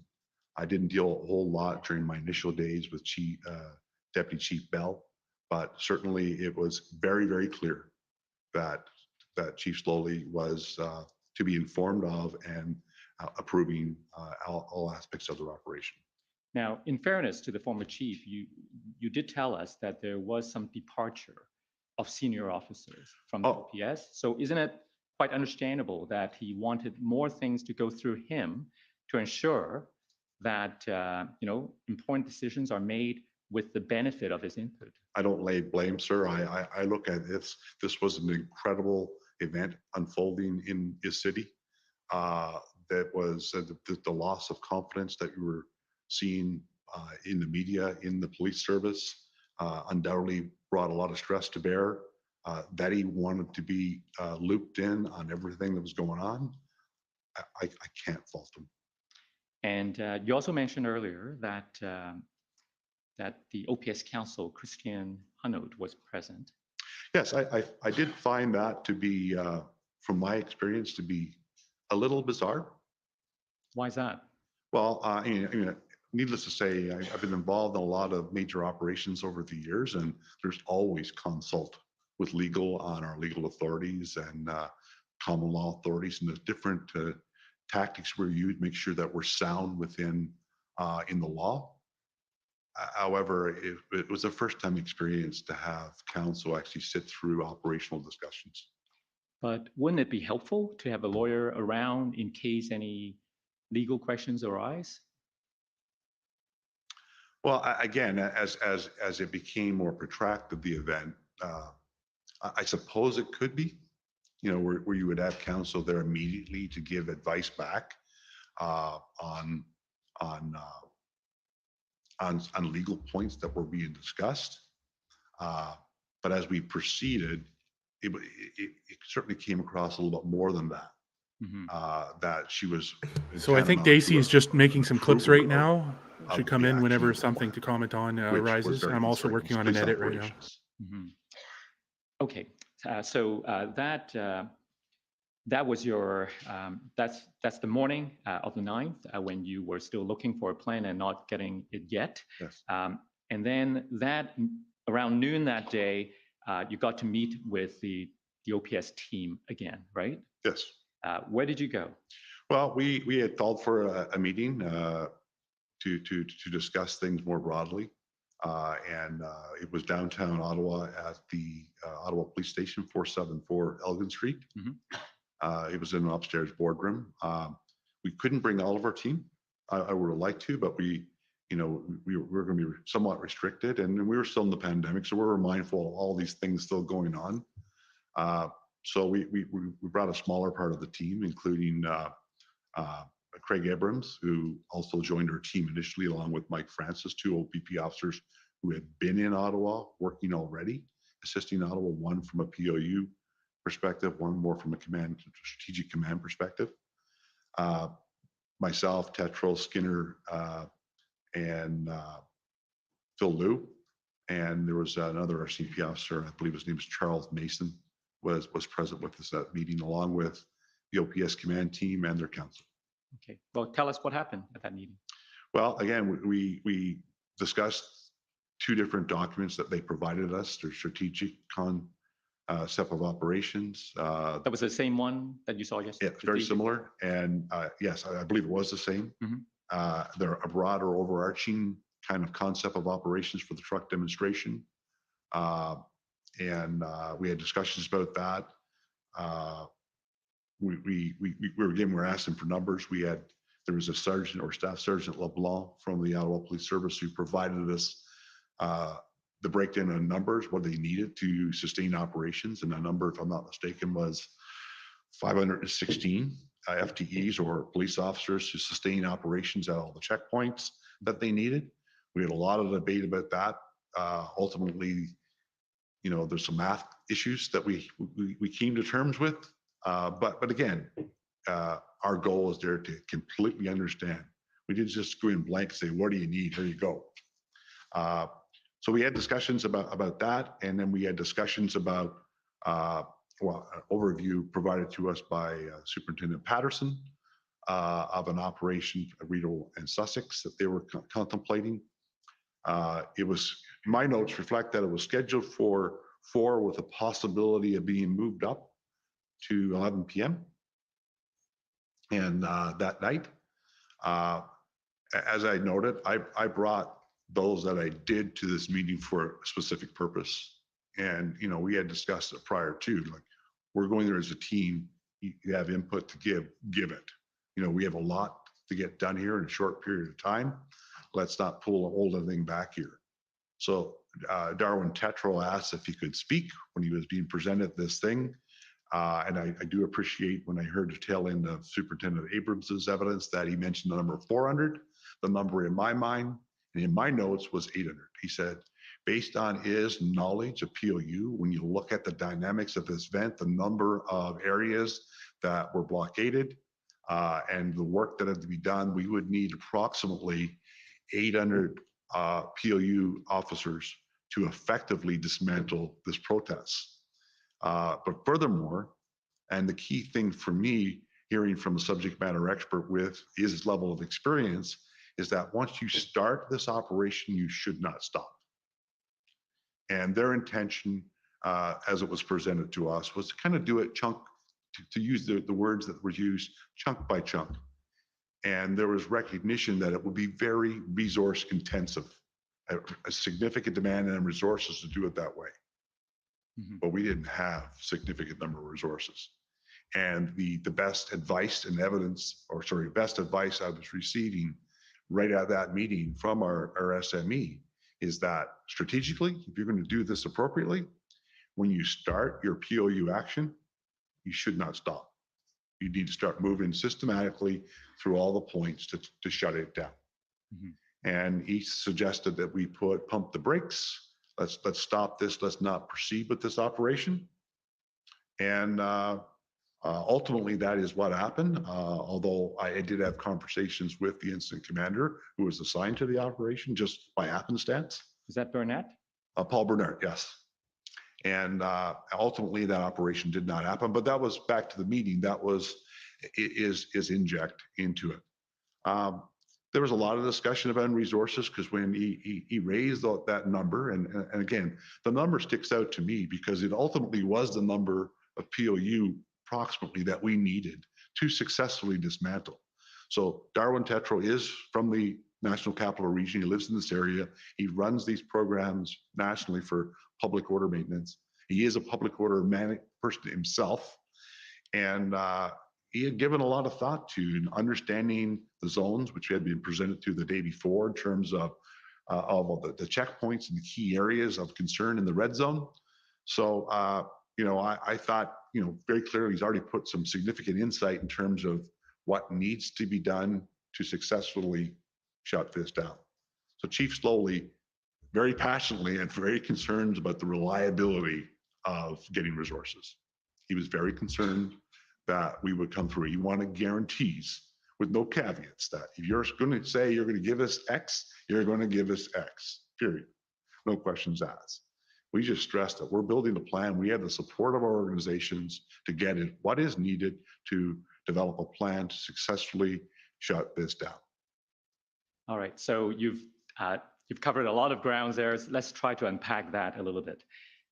First, with respect to the numbers as it relates to the Rideau Sussex operation, I just want to be clear because we heard some evidence about doubling the number, but here it's quite the opposite, isn't it? Like they were preparing for an action, planning for using 400, and you were telling us that according to the subject matter experts in your group, you're going to need 800. No, they didn't suggest the 400. I think that was Craig Abrams' evidence that he thought that Tetreault suggested you would need 400 to do it. Oh. In my view, and my notes reflect that Tetreault said you need 800 to effectively, because when you start this POU action, when you start kinetic action in this way, you can't stop. All right. Which means when you look at the number of areas that needed to be, Right. the control need to be taken back, that was his immediate assessment. And that proved to be very accurate as our planning assumption of that day. And as we then engaged all the SMEs to develop that plan, it was exactly what was needed. Does that go back to something we talked about earlier, planning from beginning to end and anticipate the different? It absolutely does. Because we did have a number of times throughout my time in Ottawa where there was deviations, sudden deviations from the plan that would impact the broader plan if we were to do it. But yes, planning from end to end is always your goal. You always like to have lots of time to plan. We were planning in crisis mode and doing it as quickly as possible and trying to consider everything that needed to be considered, from the residents to victims to the cold weather, the conditions in the city of Ottawa. Everything needed to be factored into the plan. Right. Now, you also said something about the former chief being very passionate. Now, I want to take you to your will say at page 3.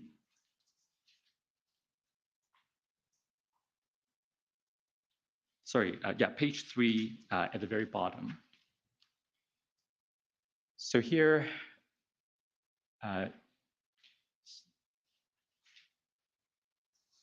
Chief Slowly was very passionate about the impact the demonstration was having on the city, and he was looking to break the occupations. However, they had limited ability to affect this due to baseline levels of staffing. I offered that we were there to ensure that he had what was needed to sustain operations, but needed a plan. He advised they were working on last-minute plans. Does that reflect what happened at that meeting? It does, sir. So let me ask you this. As I understand it, then you were offering to help, and then you said you needed a plan. But putting this in context, because this happened on February the 9th, right? So we're already more than a week into the protest, and the commission has heard evidence how that has caused significant social impact on the residents and so on. And if the suggestion is that you need a plan before we can send resources, isn't that problematic? Because they may not at that stage have even the resources to do the planning. So how do they get more resources? Well, that's a very loaded question.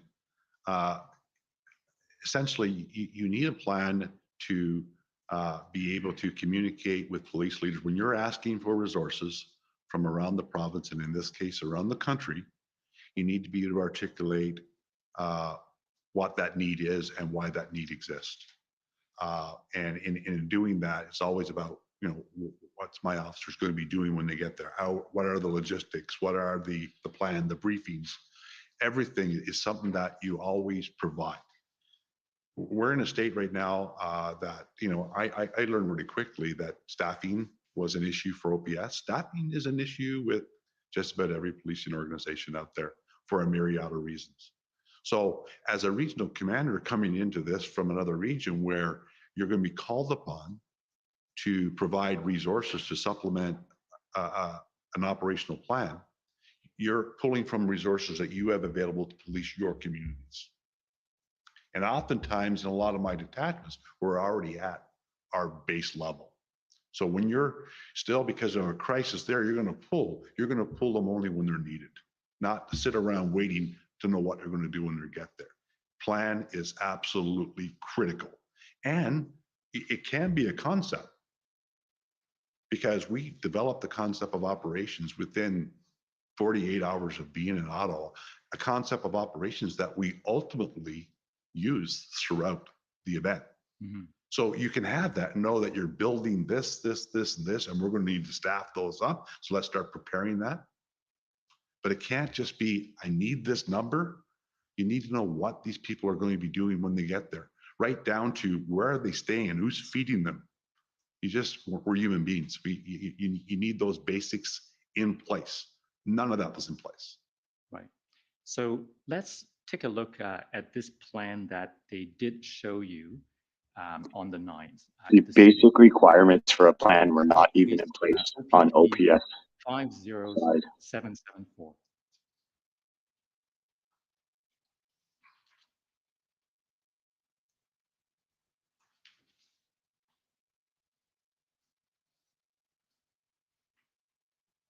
So if we go to page 91, please.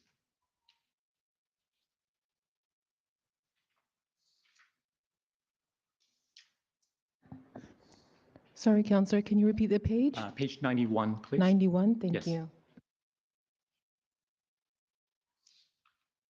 So looking at the cover, does this resemble the document that you saw at that meeting on February the 9th? Yes, sir, it does.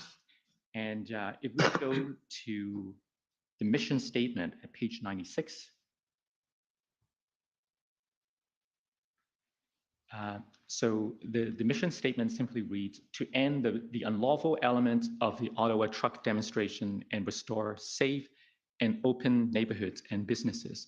What do you think of this mission statement? Well, it's a mission statement. It wasn't broad enough for my liking. You know, it was just really focused and not encompassing the broader event. My experience with mission statements, safety needs to be factored in. Your officers need to know, because every officer needs to know. It's drilled into them. Every briefing, the mission for the operation is drilled into them. So safety for the residents, safety for officers, safety for the protesters, charter rights often are embedded, so you have all those considerations in a more broader mission statement. Right. Now, we heard from Deputy Ferguson yesterday that by February the 13th, your group has collaborated with Superintendent Bernier of the OPS to come up with another plan. So can we call up that other plan?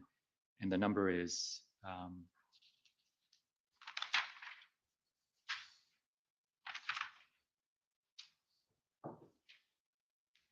OPP 401851.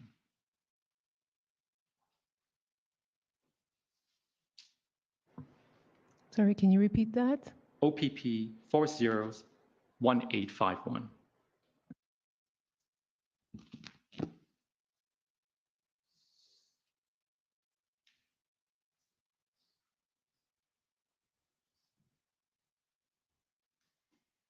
Can we see the entire front page, please? Or maybe the next page has the date. There we have it.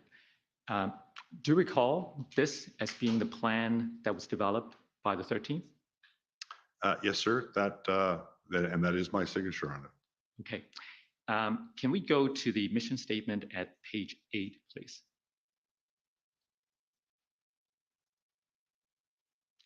So this mission statement reads, using an integrated response, the Ottawa Police and policing partners will keep the peace, enforce legislation, and maintain public safety for the duration of the Ottawa truck demonstration with the utmost respect to the individual's charter of rights and freedoms, with priority on community and emergency services personnel, safety, and well-being.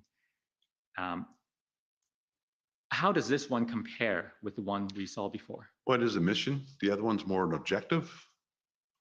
This is the broader mission of the entire integrated response. When it's all done, we'll have accomplished this to ensure safety for all, involve, maintain public safety for the duration, etc. So the mission is your very high level, your strategic direction you want to go in. Now, you said a moment earlier that the other one, the shorter one, wasn't so much to your liking, but is it a matter of subjective preference or is it something more objective? I would say no, it's more objective. I mean, I go back to my training in incident command, my involvement in multiple North American leader summits, presidential visits, G8, G20, First Nations issues, blockades. No, we've always been taught very early, your mission needs to encompass that broader range to ensure how you're going to accomplish your goals and what you're hoping to accomplish. Okay. So your group came, and 4 days later, after the February 9th meeting, you have this plan developed collaboratively with the OPS. So I guess my question is, if this can be done within a number of days after your group arrived, why didn't you come earlier? Well, that's not a question that I can really answer. I went the day that I was asked to go. Before then, I was a commander for the Northeast region. I was alive to what was going on with the convoy because it came through my region. We had an ops plan for that. But that's a question that perhaps should be posed to somebody else. Yes, I'm sorry. It is not a fair question to you.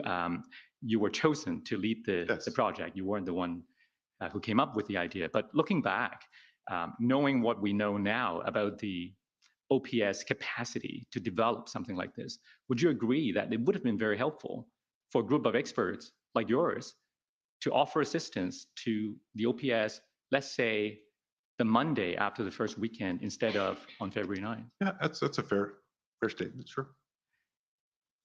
All right. Let's talk about, now you said the February 9th plan that was presented to your group missed a lot of the key elements of a good plan. In your view, the February 13th plan, was that good enough?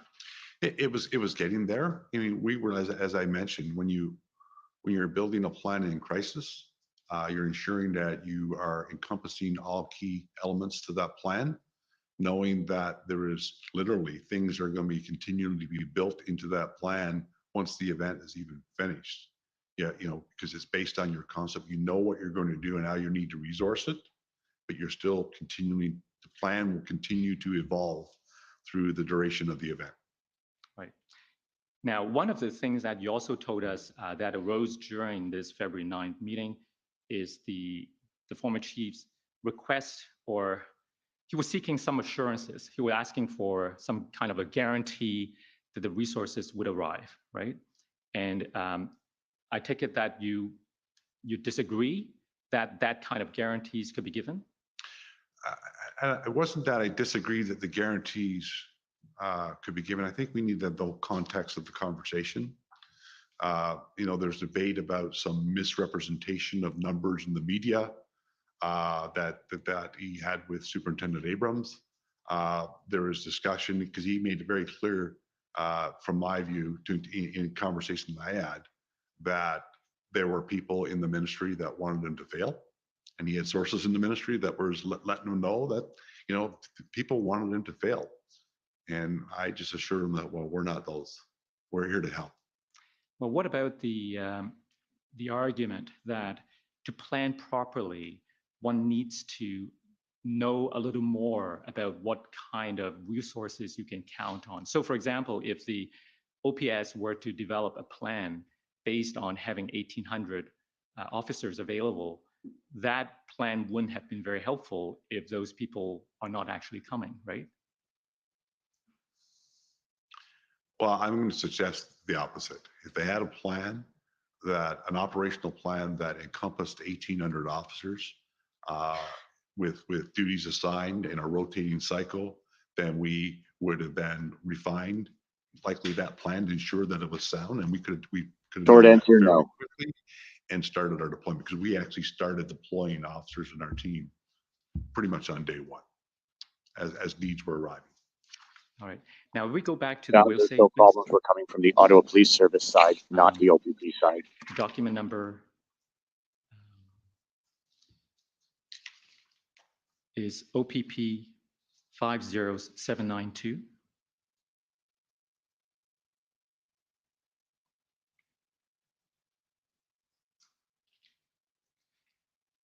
Page 4.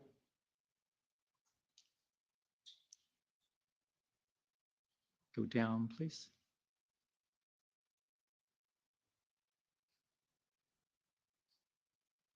I'm looking for the sentence. Okay, yeah. Do you see the sentence, the overall tone? Yes.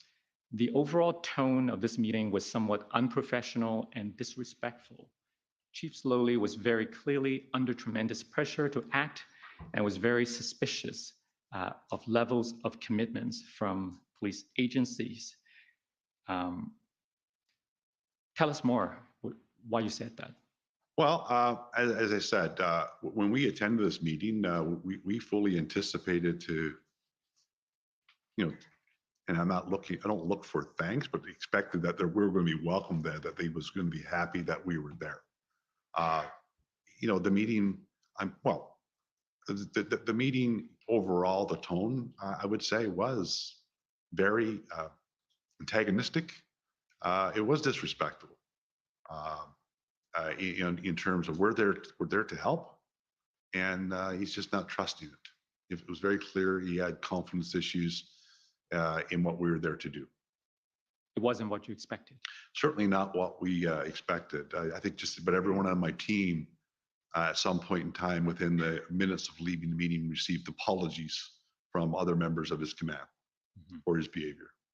Right. Now, if we scroll down on the same page a little further, we may go into the next page then. I'm looking for the sentence that starts with after the chief and his team left. Right, thank you.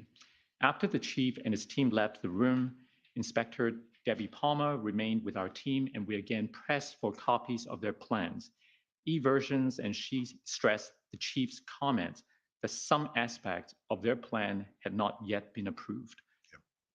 Tell us. Well, I want to stress as well, notwithstanding the tone of the meeting, it did not change our resolve. Debbie Palmer was the person that was initially, the name that was initially provided to me as our go-to person. She was replaced the following morning by Chris Rielm. But that's what the chief had meant. There still was some last minute planning going on. And she said she would do her best to get it for us. But, in the end, we really never did receive a plan from the OPS. Right.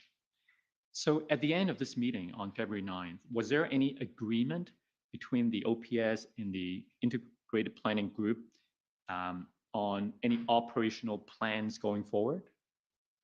Well, we just committed to continue to build and work with this team and to build a plan to complement what their objectives were from their con-ops that they provided us. And was there any agreement about the degree of integration? No.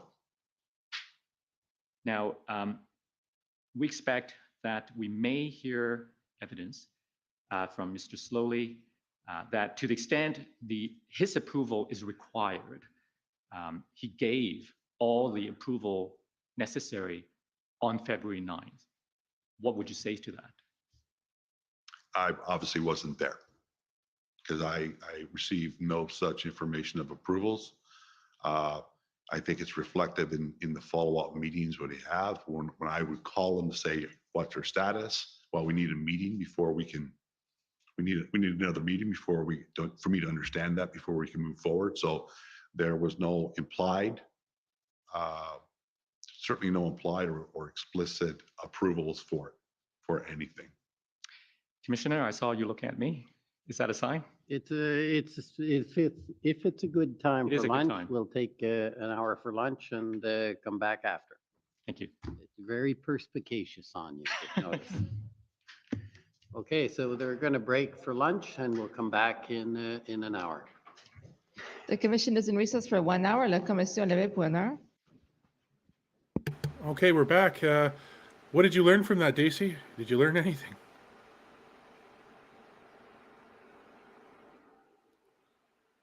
Mr. Daisy, did you learn Yeah, I'm anything? here. You got me? You got me? I hear you. Did you learn anything from that? Oh, wow. Well, man, lots of developments. As you see, still right here. We're learning that there was a plan on February 9th and February 13th to end the protest before the invocation of the Emergencies Act. We also heard testimony earlier that it was well within police powers to close roads, to do things that can help mitigate them down, or perhaps get them to leave and lessen the footprint of the protest. That the Emergency Act was not required for any of those. We've heard previously that OPP don't need an emergency act. They are within their jurisdiction when if they saw crime. So it was dug into a little bit more. Your internet is very bad. More blocking. I could barely make you out. I'll switch, I do not I'll switch read over you. to another one. I I'll do switch not over. read you. No copy. You're on. I'm on. I'm always on. Yeah, I mean, going over my notes, it was a lot of dry procedure, as this part always is.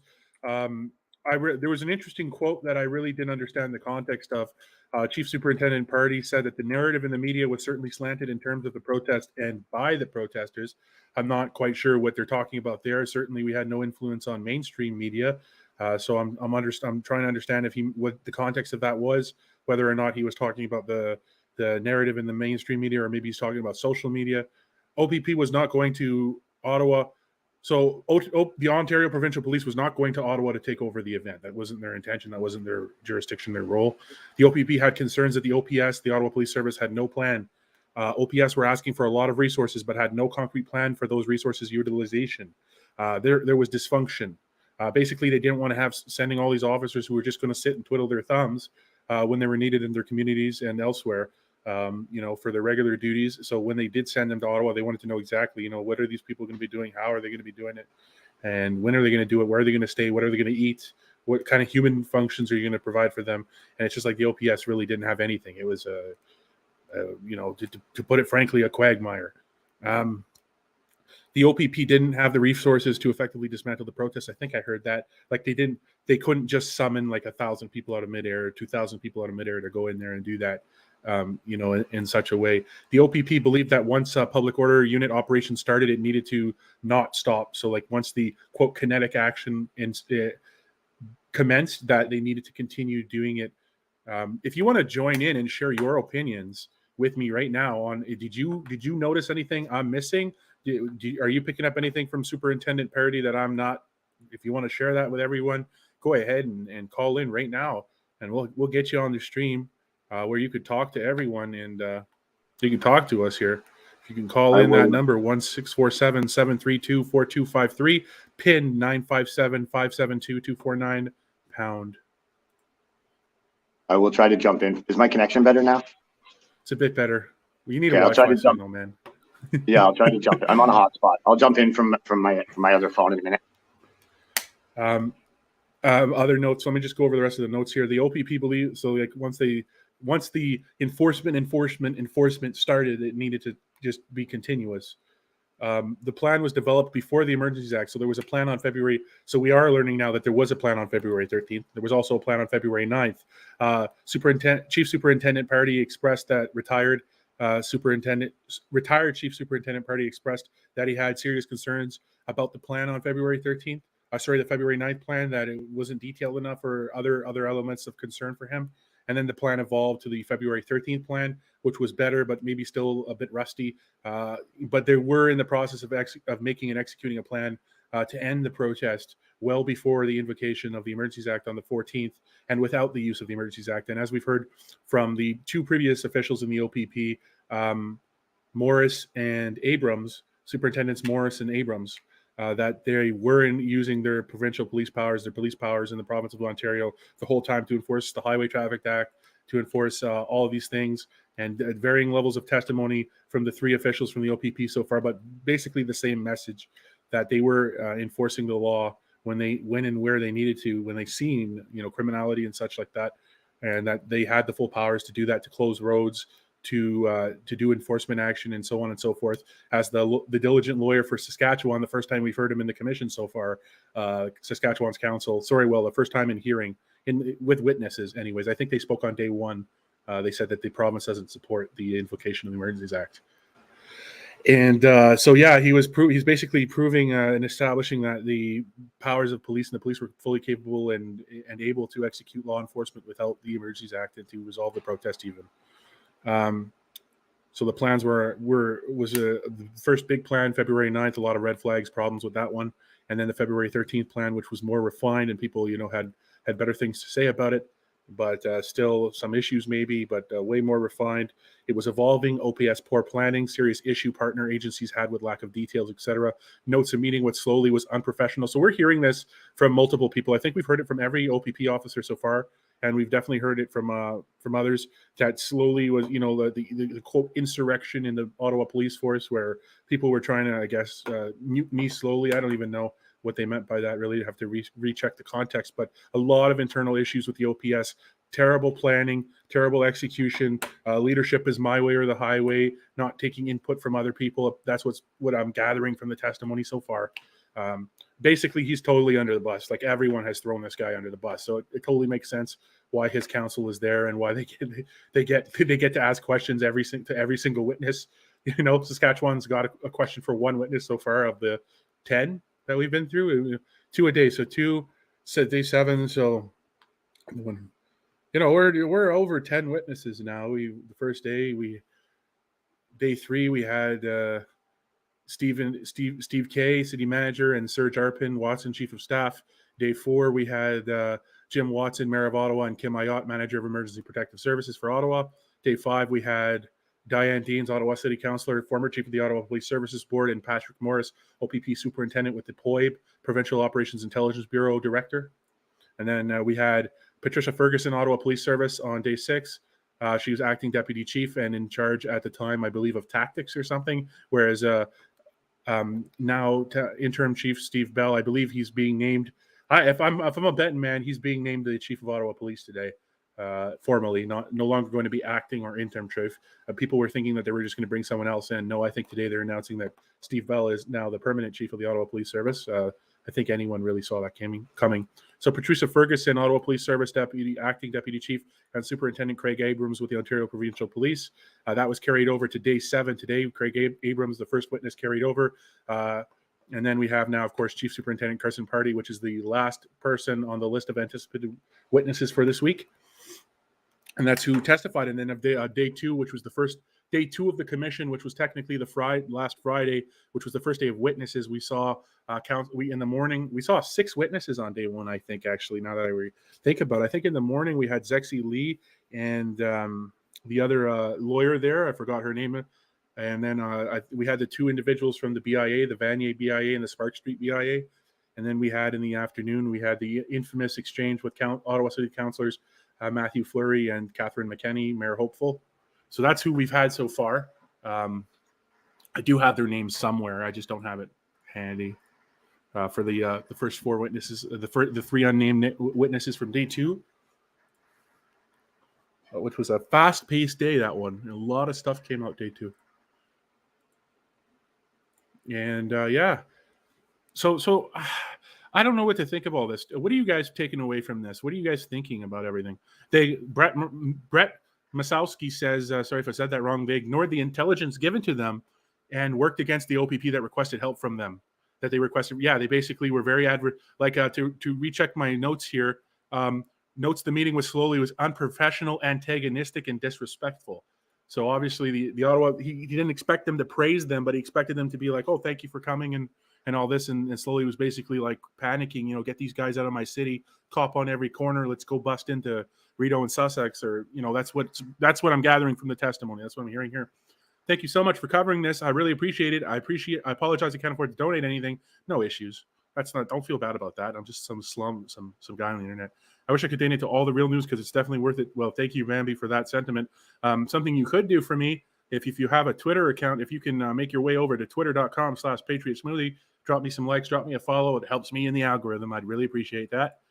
All right, so twitter.com/PatriotSmoothie. If you do want to support us, you can send us stars at any time during the broadcast for our coverage. I know that the commentary has been a bit lacking this morning. I'm very tired. It's been a very long week. We are going to have a good summary of the week. I'm also working on some edits. Chris was working on some clips. He's also using internet from goodness knows where. It's probably like a Windows 95 machine, dial-up internet connection or whatever the heck he's got going over there. I don't know what kind of circumstance he's in. If you do want to support us financially, you can send stars on Facebook. You can also donate to, let me just find the banner. Well, you can send an e-transfer, e-transfer to daceymedia@gmail.com. That is DACEY media@gmail.com. All one word. You can send $1 or $2 or nothing. It's all up to you. You can also donate at buymeacoffee.com/Patriot Smoothie. I believe that allows you to send money directly with like a credit card or another means of transfer before besides a bank or with Facebook. I know right now we're not really doing PayPal anymore. PayPal kind of not happy with them. In other news, the trucker who never left, Brian Dirksen, many of you will recall who that is, has had his charges stayed by the Crown Attorney in Ottawa. The Crown has stayed his charges. Brian's actually not ultimately too happy. He wants to basically, so here's Brian for everyone. Let's just bring him on screen real quick. So this is Brian right here. There's Brian Dirksen standing on Wellington at some point. I believe this was in the spring. He has been, the Crown has stayed his charges. He was arrested on May 31st, well, on May 31st, for obstruction of a peace officer when actually just about right here, I would say, he had a display on the sidewalk right about in here, I think a bit to the left of this post here, right about in this area on Wellington. He had a display. It was getting bigger. Ottawa and Bylaw came over to talk to him about it, basically said it was a weird situation from what I've heard. I've heard the one recording that exists of it. Believe it or not, there is a recording, and it was recorded by our friends at VNA News, North America's best and only true news source. It was recorded on VHS, if you would believe that. This interaction was recorded on VHS between Bylaw and Ottawa Police and Brian Dirksen, and of course on Brian Dirksen's GoPro. But the VNA is all right. But anyway, so it was recorded on VHS, so there was obviously some quality issues there in trying to understand what was being said. You did hear some things, and also the VNA camera person was concerned there was a child, a younger person present, and they didn't feel comfortable filming in the direction because the child was sort of obstructing the view of the camera. So I was just explaining to that individual that if that ever happened again, we could easily blur out any individual. That's as long as we can get some context of something. It's and of course you're in a public place. But whatever. That all aside, so basically how the interaction went down is Brian Dirksen is a trucker from British Columbia. He's been in Ottawa. He drove to Ottawa with the Freedom Convoy in his Peterbilt, his white Peterbilt that the police destroyed. There was some damage when it was removed, and he stayed there the whole time. Gave workshops and stuff with Stanford E, I believe, and at the time. And after the clearing operation, he set up a display that he attended almost every day at Bank and Slater. And then I guess on the eve of Rolling Thunder, or the weekend of Rolling Thunder, he set up a display on Parliament Hill, and he never looked back. So that was April. And then he continued that until May 31st. And on May 31st, he was arrested. Basically, almost every other day, a bylaw or an Ottawa police would come and say, are you going to move this? Are you going to do that? He had music speaking. He would play speeches from different doctors with dissenting opinions about the situation we all found ourselves in. Truly a protest. And they would come in and say, listen, you're obstructing the highway. They'd write him POA tickets, Provincial Offences Act tickets, I believe, or threaten him with such or more. These interactions never really resulted in anything seriously substantial. But on May 31st, a group of bylaw and police came and basically told him, listen, if you leave in the next 5 hours, nothing's going to happen. But if you don't agree to leave, we'll have a city truck here in the next 30 minutes, something like that. And, they went back and forth, but Brian said inside of 5 minutes, a city pickup truck pulled up on the sidewalk right here where he's standing. And the city employees began to, his display featured pictures of, I believe, his truck and a lot of framed pictures in glass frames of letters and drawings that kids and families across Canada. Some of them are really heart-wrenching, guys. I mean, I read these things like, thank you so much. I was suicidal. I wanted to end my life. I had no hope. Thank you for being my light. The stuff that these people got in Manitoba and Saskatchewan and Alberta and across the whole country in their pit stops and stuff, people coming up to them, flooding them with cards, people, whatever. So we had all of those, the drawings from the kids of like a truck or something with a little Canadian flag on it and my hero or something on there, something really sweet like that. And, just like tons of this stuff. And the cops, and they were in these glass frames, and the city crew just took these things and just tossed them into the bed of the pickup truck, and it was smashing glass everywhere. So Brian went and, in the middle of his argument with the bylaw and the police, and put his hand inside the truck bed to retrieve these items. And he went in his, you can't see anything. That's odd. Can you see, Daisy? Yeah, I can see it.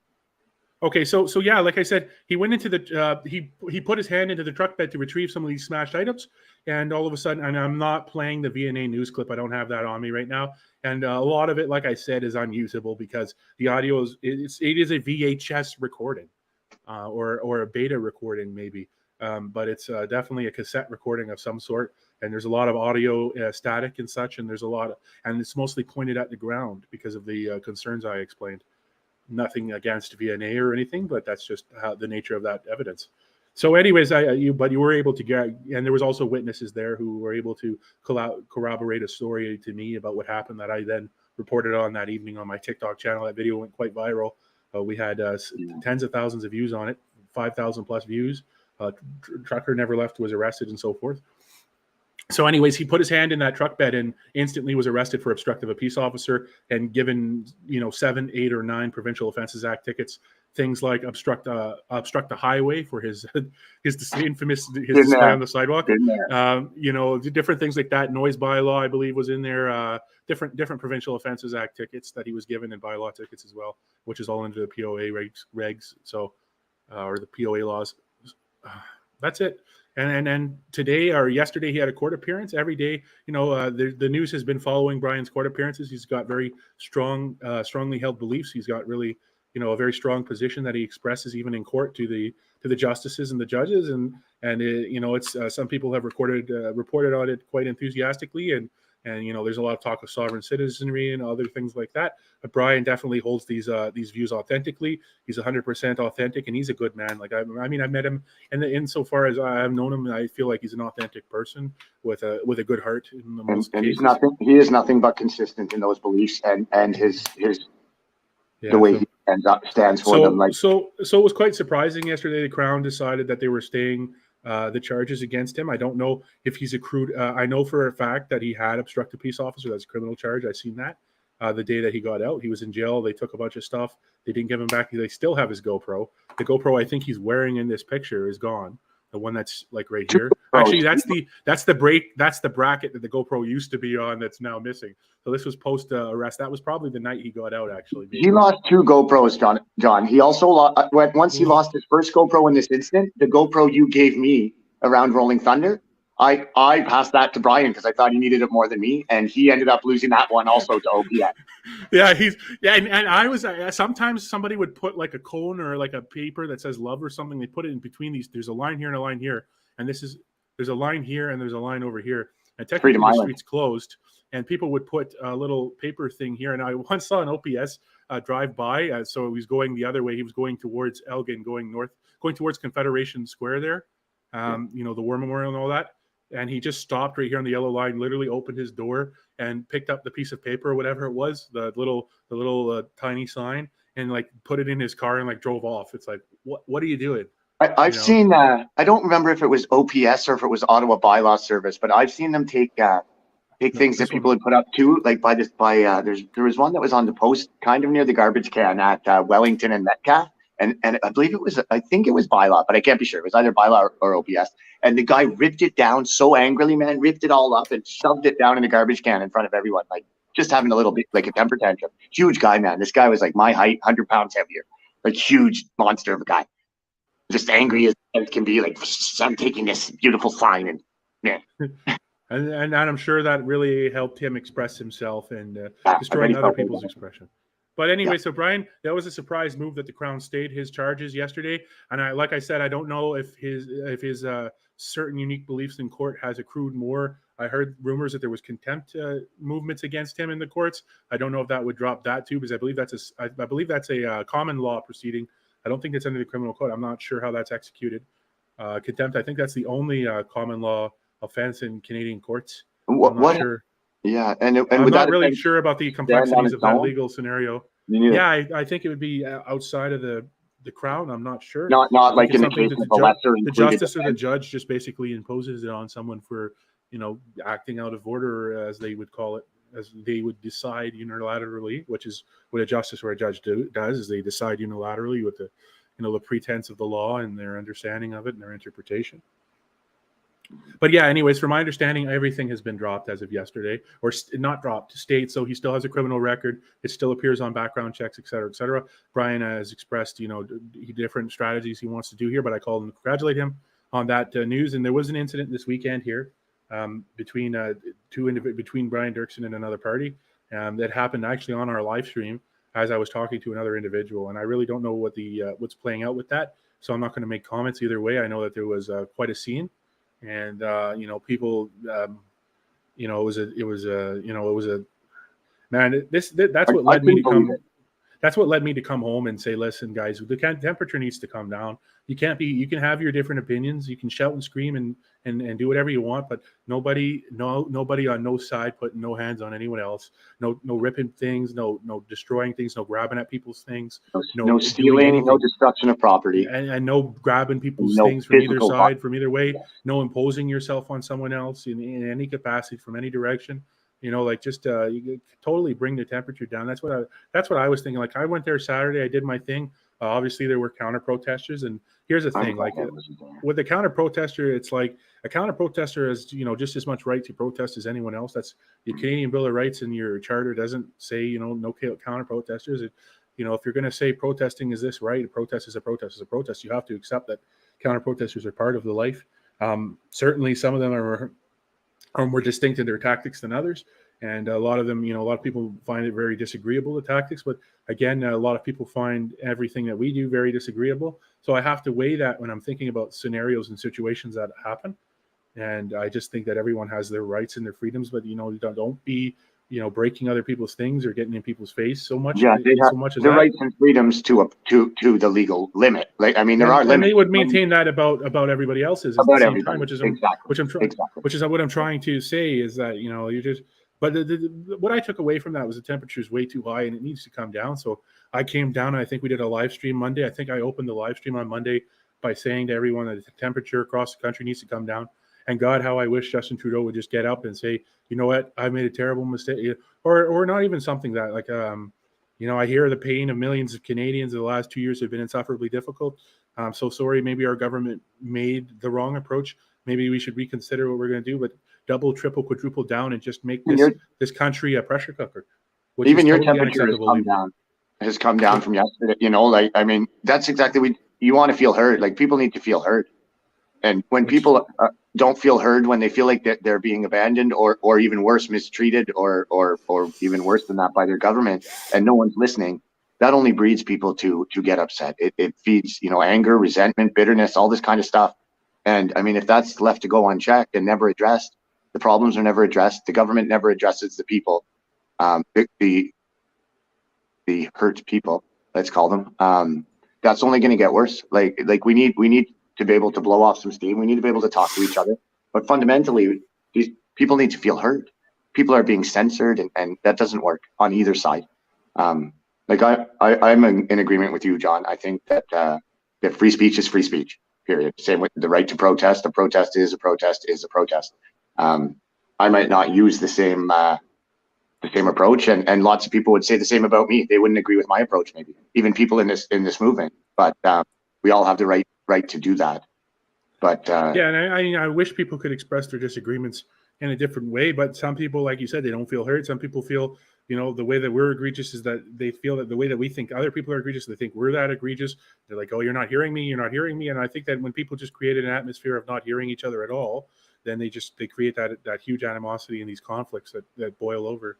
Yeah, and there's a few things going on there too. I mean, there's lots of people that on both sides, I think, are hurt, upset in that sense. I believe there's also people whose sole purpose is to disturb and be a provocateur. But nevertheless, that person has within reason, within the law, has a right to do that too.